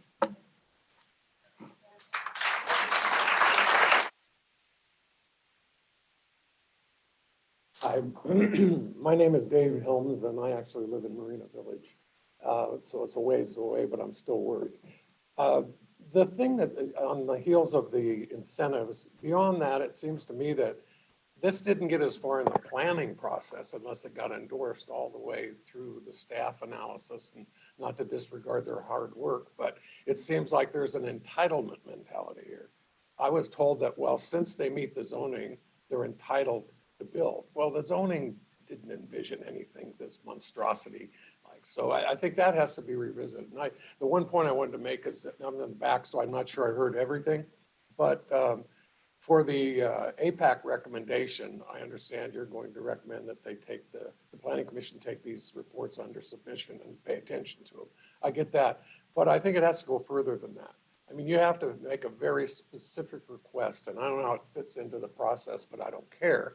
You need to have them reopen the core issue here, because this should have never gotten this far based on just the size and the scope of the project. We've been forced to play on a narrow field here with this height requirement. Hell, for all we know, that could be a straw dog. You say, okay, you can't do that height. Well, fine, we just don't need it. We'll do it in lower buildings. You need to get back to the core problem, is this does not fit in our community. And that recommendation. I'll jump, as you come to the microphone, real quick with APAC, this is our initial look. And so we're going to provide that response, because until today, we didn't know who we were providing that response to. And now we know it's the Planning Commission. It'll always be the Planning Department as well. And we'll CC the Board of Supervisors. But with APAC, the way it's worked since 1981, we have 3 results that we arrive at when we review a project. APAC doesn't approve or deny projects. We don't seek to support or oppose projects. We just look at what's in front of us, and then we make the findings and our recommendations based off of the work of volunteers. Thank you, volunteers. So 1 is support of the project as proposed. That hasn't happened, I think, for us in 6 or 7 years. Second is support, conditional support, where we recommend changes that would make the project better for El Dorado Hills, for the county, and for the applicant. That's one that we've done several times. And the last one is we just can't square it, and so we provide a finding of non-support. So, this is going somewhere, and I'm not going to be a soothsayer and say what it's going to be, but we have a lot of people working on it. When it comes to voting on it, when it comes to a public hearing, we'll submit that finding, the final finding, before the public hearing. So I'm sorry, I'm talking to you like you asked that question, but. Hey, yeah, thanks for the response. But it's good to see you. All right, name's Kevin Ernst. I live in Heritage 2 or whatever it is. I don't know what it's called. There are very few streetlights in that whole development. There's this whole dark sky thing, and it's more of a question than a comment. If it's Amazon, it's going to be 24/7. There's going to be lots of parking lot lights and all kinds of white noise, whatever you want to call it. Just curious how that fits into your review. Well, I think we addressed it a little bit. Well, basically, the applicant has not really addressed that adequately at all. So we put a question mark on it when we send in the comments. Okay. We've asked for it, we have got the response. All right. Thanks.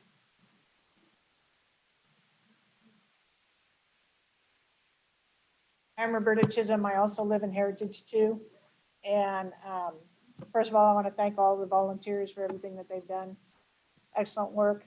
As a biologist myself, and I teach biology in high school, and this is what we're talking about with environmental impacts and all that stuff. It's good that I've been able to talk to my students about this process and everything, and it's a learning process for them too.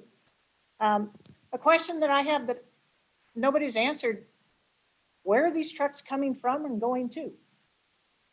What is going to be the effect of Highway 50 as well? I drive to Carmichael every day. Just this morning, I added another 20 minutes to my commute because of one car accident. What's going to happen if these trucks dump over in a road? Along Latrobe, every single light's going to have to be changed to like a 5-minute intersection instead of a 2-minute intersection. I don't want them driving down my street down Palmdale into my neighborhood. I already have Broadridge right next to me within 800 yards. And when people say that they follow these noise impacts, they do not. I have a decibel meter at my house. There's nights when it's 52 decibels from Broadridge.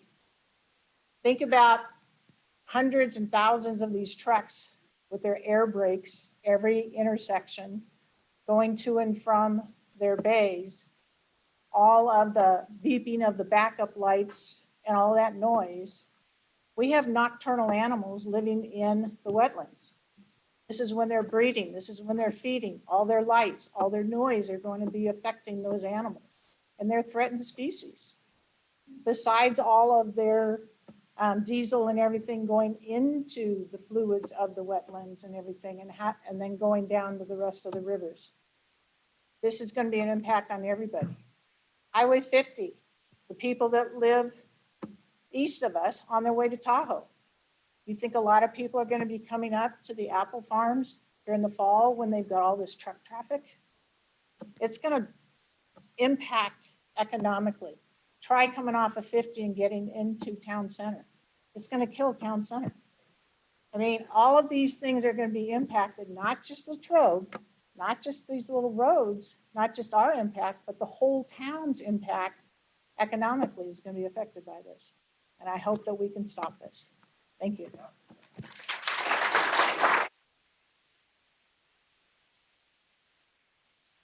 Hi, my name is Marcus Worthington. I live on Avanti, so I'll be directly across from this, about 50 feet. I want to again reiterate how much the community appreciates the work that you've all done, the fact that you're all volunteers and have donated your time and your expertise. We owe you more than we can say, so thank you so much. Perhaps my standards are too high, but the county should have done and paid the level of attention to this project before they sent a letter inviting Amazon to come here and build 8 million square feet, not 4.8 million. We need to start electing more scientists. We need to start electing more engineers and anthropologists and social scientists, and we need to stop electing wealthy business owners who inherited their money from their grandparents.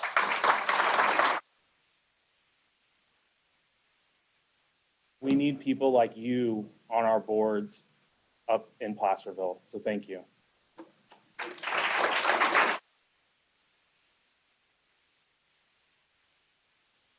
Hi, I'm Monty Bergstrom, and I'm on the temporary version of APAC.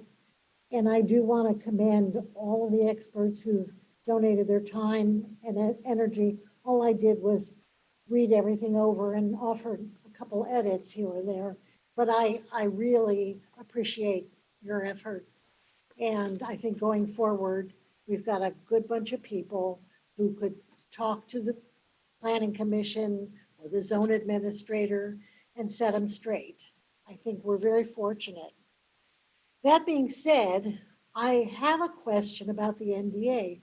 Who owns the property now? Windcrest is, I think, their operating name, but it's Wind Communities. My understanding is that NDAs are generally signed when a city or county owns the property with the other party that doesn't wish to be named. So I think it's very, very interesting that somebody in the county employee made a decision to have an NDA. I think that's odd in this particular, pardon? Follow the money. Right, well, maybe follow the money, as one of the other prior speakers said. So I'm also concerned Because if I wanted to do an addition to my property, let's say I wanted to push out a wall and add a room, and I filled out an application for a permit, that would have to be reviewed, and all my i's would have to be dotted and all my t's crossed, and I'd have to answer a lot of questions. So I don't even understand how the applicant was able, as somebody else said, to submit an application that had, it was like Swiss cheese. It had errors, and I don't just mean spelling errors and grammatical errors. So there's, something doesn't smell right. You know, it's the smell test. So I think that is something that our elected supervisors have to be concerned with, because who is running the county offices? I'm concerned because they are supposed to be working for us, the populace.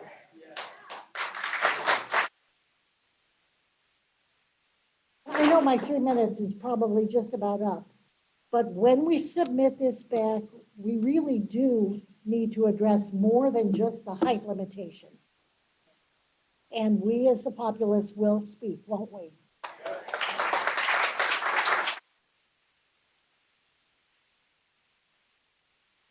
My name's Terry Queenan, and I'm in the Blackstone area. Just one other addition for consideration that hasn't been brought up this evening at all. The site, the parcel site on the other side of Amazon is designated as the new high school for El Dorado Hills. Where is the Board of Education and the Elementary Board of Education in this process? Thank you. So that's a question we submitted to the TAC meeting. Thank you. There was a response to that. I've submitted a letter to the superintendent of the high school district. I have not received a response yet. So. Being retired 45 years out of education, I can understand that. So in the room, so we have like 4 or 5 at least online. If we could do this, be the last one in person, we'll get these good folks, and we got to get our vote, and then we got to get out of this building because it's almost 9 o'clock. Thank you. Karen Dorchak from Marina Village 1, moved here in '84. I've been here a while. Wanted to make sure that you included water rights, water needs of the new facility, power, and also did you include in your traffic assessment the full build out of the present housing south of 50 plus the proposed Costco? So are those traffic numbers included and rolled up? So that was my one comment. Thank you. If you could just be loud, you don't need the microphone. Okay, sure. So just to kind of get at what I think a lot of you are saying is what can APAC do? I just wanted to direct you guys back again to the ordinance and taking specifically from the exact ordinance that was quoted in the letter from the planning director. The director is the one that gets to set the scope of this review. So if there is any kind of limitation, the sentence reads, the determination of the review authority, in this case it's going to be the planning commission, shall be made by the director based on the nature of the application and the policy issues raised by the project. Meaning, if you ask the director to do a broad scope review of this project by the planning commission, that should satisfy that will allow the planning commission to look at this project from the scope of a CEQA analysis, from the scope of all these reports that we have put together. That should be the consideration. I know a lot of you guys want an action item to do. The statute, the code says the director sets this review. I haven't seen anything yet that says that the director has narrowed the planning commission's review to just the height of the building. The review process in this statute allows the commission to review, and they must, the statute says they have to make findings that the proposed use is consistent with the general plan, it's consistent, or the proposed use would not be detrimental to the public health, safety, and welfare, or injurious to the neighborhoods. So I think that's the act, right? That's what you guys can do right now, is demand that the director set the tone and that the planning commission take a look at the whole project and really do a thorough review and analysis at that hearing. Let me ask you. Would it be appropriate for us to have a motion to that effect from APAC? I don't see that goes beyond our authority. I do think it would be appropriate that we ask that they just do the review in compliance with the operative codes that they even cited in the letters to the public. So, yeah. Yeah.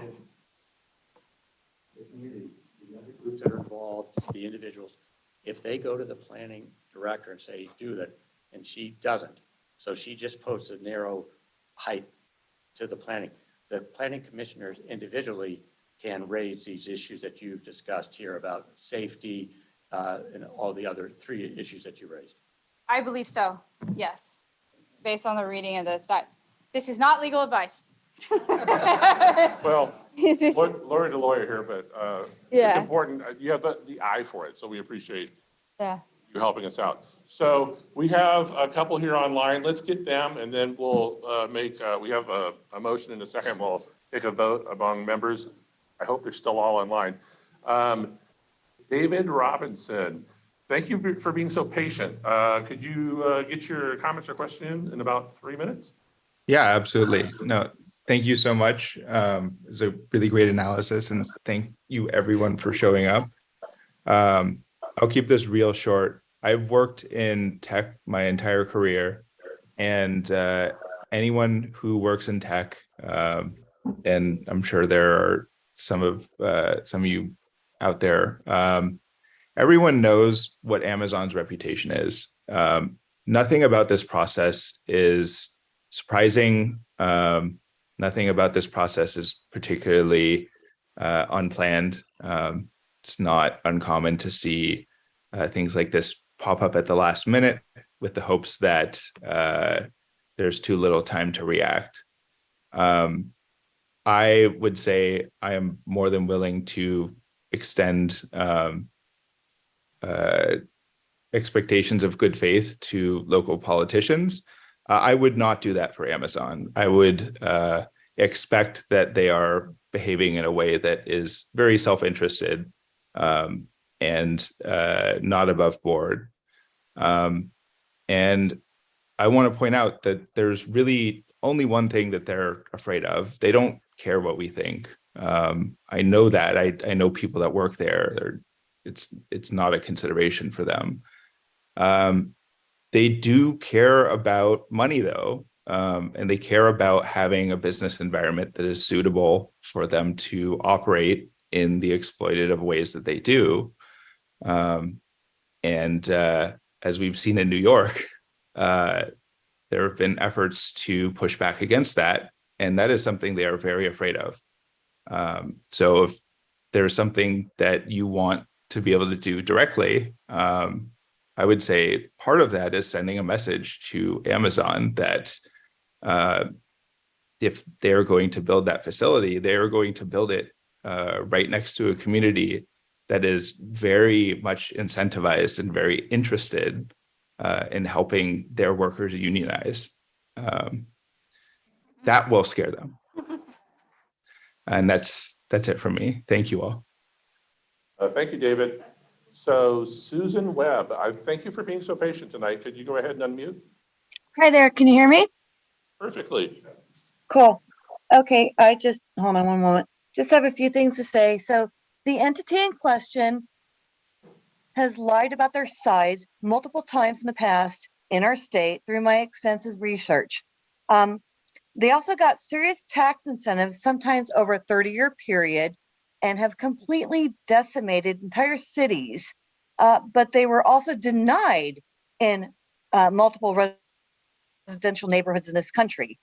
They also 100% violate CEQA, and they need to be held accountable to that. The planning committee needs to review and demand that. Also, personally, I really feel they should not be able to continue this type of development anywhere in our country. It's disruptive and detrimental to everything that our country kind of stands for, and it needs to be stopped, but that's neither here nor there, but it's just kind of my personal opinion. So thank you all. Thank you, Susan. Kelly, you've been waiting a long time, and I will not butcher your name like everyone else in El Dorado County, but thank you for being patient.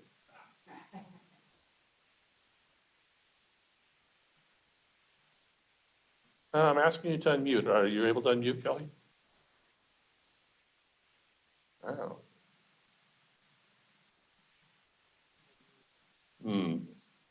Okay, Kelly, I'm going to jump ahead to Whitney, and I'll come back to you. Whitney, are you ready? You should be able to unmute. Yeah.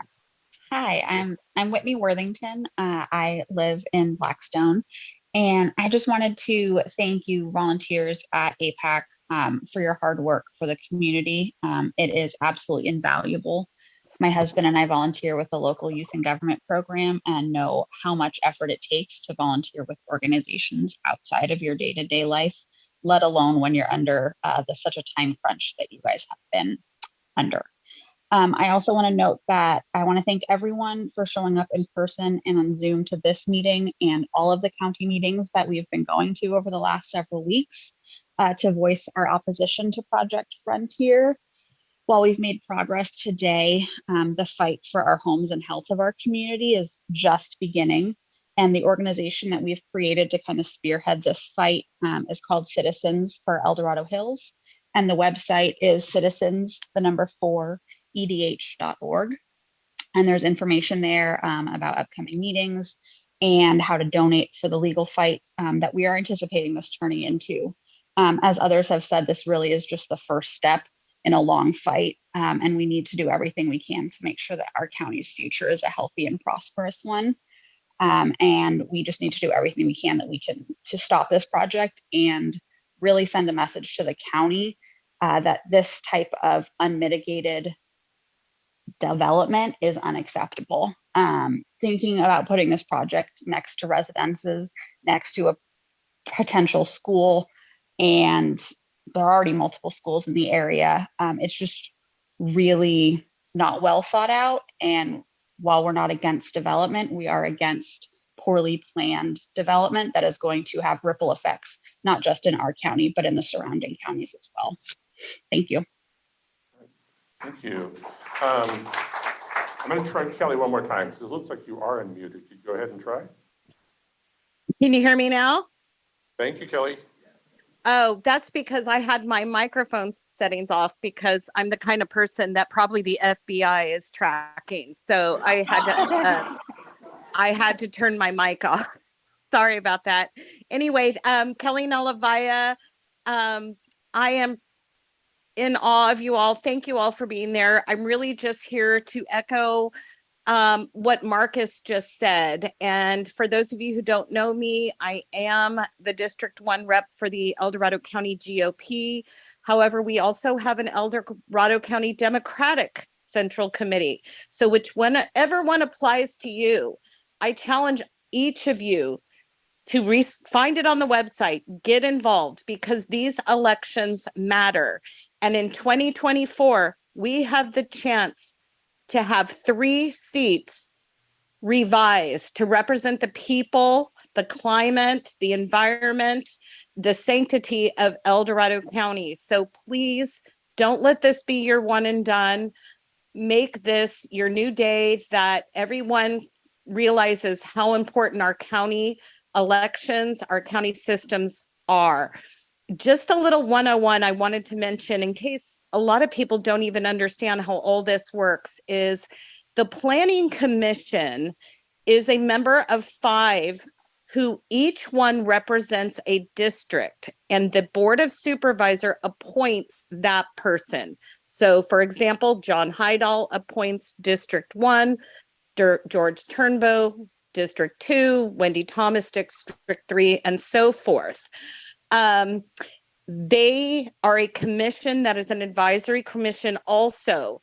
So ultimately, the final vote will go to the Board of Supervisors, although the Planning Commissions can be appealed if we are not satisfied with the result that they give. The good news is, just as in the case of the El Dorado Hills Golf Course rezone, the Planning Commission voted 5-0 in opposition of that project. Thanks to people like you doing exactly what you're doing now. So that matters. Don't let this stop you. Also, lastly, in terms of the NDA, first of all, I want to thank Susie. She was a person who helped me tremendously. We compiled a report similar to what I would do as a paralegal when I'm having to prepare a case for a lawyer. And we look for case studies and we look for consistency rulings, all that good stuff, and put together an Excel sheet that contained every Amazon project that has gone through California. Every project except one went through the proper planning process, which is planning commissions, public input, board of supervisor, or city council. So in addition with APAC, your report, I think, was the nail in the coffin. I think a new day has come and they realize they cannot circumvent this. So congratulations to you all. This is amazing. As for the NDA, what was revealed is this is the common practice of Amazon. Using a pseudonym is also the practice of Amazon. In fact, my favorite pseudonym that they used was Project Big Bird. And I'm not kidding. That's what it was called. They try to give a very friendly, think of Project Frontier, you think of Disneyland and Frontier Park, Frontierland, and it sounds very appealing. The NDA was not for real estate. That is correct. That is normal. The NDA was to prevent two things. One, the disclosure that the tenant was Amazon, because Amazon is experiencing all over the country what we are doing today. The second point of the NDA is to not be able to disclose any kind of negotiations that are going on to get them to want to come on board. There is going to be future. I'm desperately going to be working, hopefully bipartisan, on a bill that will make this illegal. And it's going to put El Dorado Hills and you people on that bill in honor of what we're doing today. So some congratulations. Thank you. Do not stop. They want us to think this is a deterrent, that we're winning. This is just a step in the right direction, and have a great night. Going. More. We got to get going, Andy, let me go ahead and ask you to unmute. And if you're ready, go ahead. Yeah, I have a couple of comments. I moved here in 2016 and I thought this area was zoned as R&D. Now, my one question that I have through all this is, did they change the zoning from R&D? Because this clearly does not meet those requirements. Thank you. Hey, Andy, your microphone's very muffled. I'm talking like. Okay. Could you, one more time, it just sounds like it's very muffled. We can barely hear you. Okay, I'll talk a little bit louder. My question is that I'm wondering, did they change the zoning from R&D for this area? Because when I moved here in 2016, it was zoned R&D. And this project clearly does not meet those requirements. So can just somebody explain it to me? How this can even be considered? How was it originally zoned? It's been zoned R&D since 1982. Well, that's a question we're asking. I don't know that anyone has a satisfactory answer. Obviously, we have a perspective that's counter to what the applicant and what the planning department has suggested. So we continue to ask that question, and hopefully, if we ask it in a way that where we point out some inconsistencies, we get a better answer or a better result. So thank you, Andy. We're going to go ahead. The last one tonight, Walcott. I'm going to go ahead and ask you to unmute. Could you wrap this up for us? Sure. Thank you very much. My name is Kathleen Walcott, and while I'm up in Serrano, I do spend visiting friends down in that area, so I'm also very concerned. The one question I have, just to wrap things up, actually has to do with the acoustic study the data that you guys were presenting really talked about the linear impact of the number of vehicles traveling, the decibels that they are generating and the sound that they are generating. But the shape of the building, the flat walls, the height of the building is going to create a acoustic nightmare, especially when they're about 50 yards away from residential buildings. So no matter how big of a wall we are building to kind of limit the impact to those residences, this is going to be an echo chamber. So I don't know if there's a possibility to run some kind of a study or a model that can study acoustics and potentially the wind direction and the wind path that a building like this would generate. But I think that the sound is going to go travel way further than we think, and it's going to be louder than we think. I just wanted to put this out there as an engineer myself. Thank you for your feedback. We appreciate your comments tonight. Voting members, I got my list here. We have a motion, we have a second. We're basically accepting the initial findings and reporting from our subcommittee members. I'll go down the list and it's hard to look at who's here and who's not here. Alistair, you're here. Are you a yes or a no? Okay, Nancy, you're here. Okay, Jeff, you're here. Yes. Let's see, John Ressler's not here. John Richardson's here. Brooke, you're here. Yes. Tim. Yes. Go to Bob. Oh, okay. On my list, Robert. It starts with an R, right? It's Robert. So, and then online, I'm trying to see who else is online. Is Dan online? Dan Cockcroft? I don't see him. I don't see Chrissy. I'm here, and it's a Oh, yes. Chrissy. Oh, awesome. Okay, well, thank you. It's good to see your name when you talk. That was awesome. Ed McGowan. So there's no Ed McGowan tonight. Kathy's not here. John Richards not here. And Joel's in Europe. So with that, we're unanimous in terms of our support for the Finance Subcommittee. John. So Raphael had some answers to some of the questions that I think might be beneficial to people. I don't know if you want to give them a few minutes just to comment on some of the comments we made on the traffic study. Hey. I think you can do a few minutes, right? Okay, sure. I sure am. And this is so that you're online. Okay, great. Thank you, John. I greatly appreciate that. I'm just going to turn this over here because I want to address my residents. Welcome, everybody. Rafael Martinez, Director of Transportation for El Dorado County. And so I was requested to come here by Supervisor Heidel as well as George Turnbull to address some of the questions that have been raised by APAC. They just said, hey, there's going to be some traffic concerns today. Why don't you come along and see what you can do? I'm like, oh boy, this is a lot more than just a few traffic questions. But the first and the foremost thing that I do want to mention is that if anything that these two great gentlemen, Mr. Lewis, and I didn't get your last name, Matt? Taliaferro. If any of their findings prove to be conclusive, I can tell you or not, I will be the one who will request an environmental report on this and a whole new setting, if that's the case. I am not a proponent or opponent of any project that comes into El Dorado County. I am a fact finder. I am an investigator. I present the facts. I am an engineer. That is my job. Unlike Robert, who stated he is biased, I can't be biased. I have to be very down the line and very neutral because anything I say is defensible in the court of law. So I have to present the facts one way or another. And I can tell you that my staff and I are reviewing the traffic impact report that they do provide that states that it is going to be consistent with the acceptable levels of service, with the general plan, with the specific plan, with anything having to do with that region.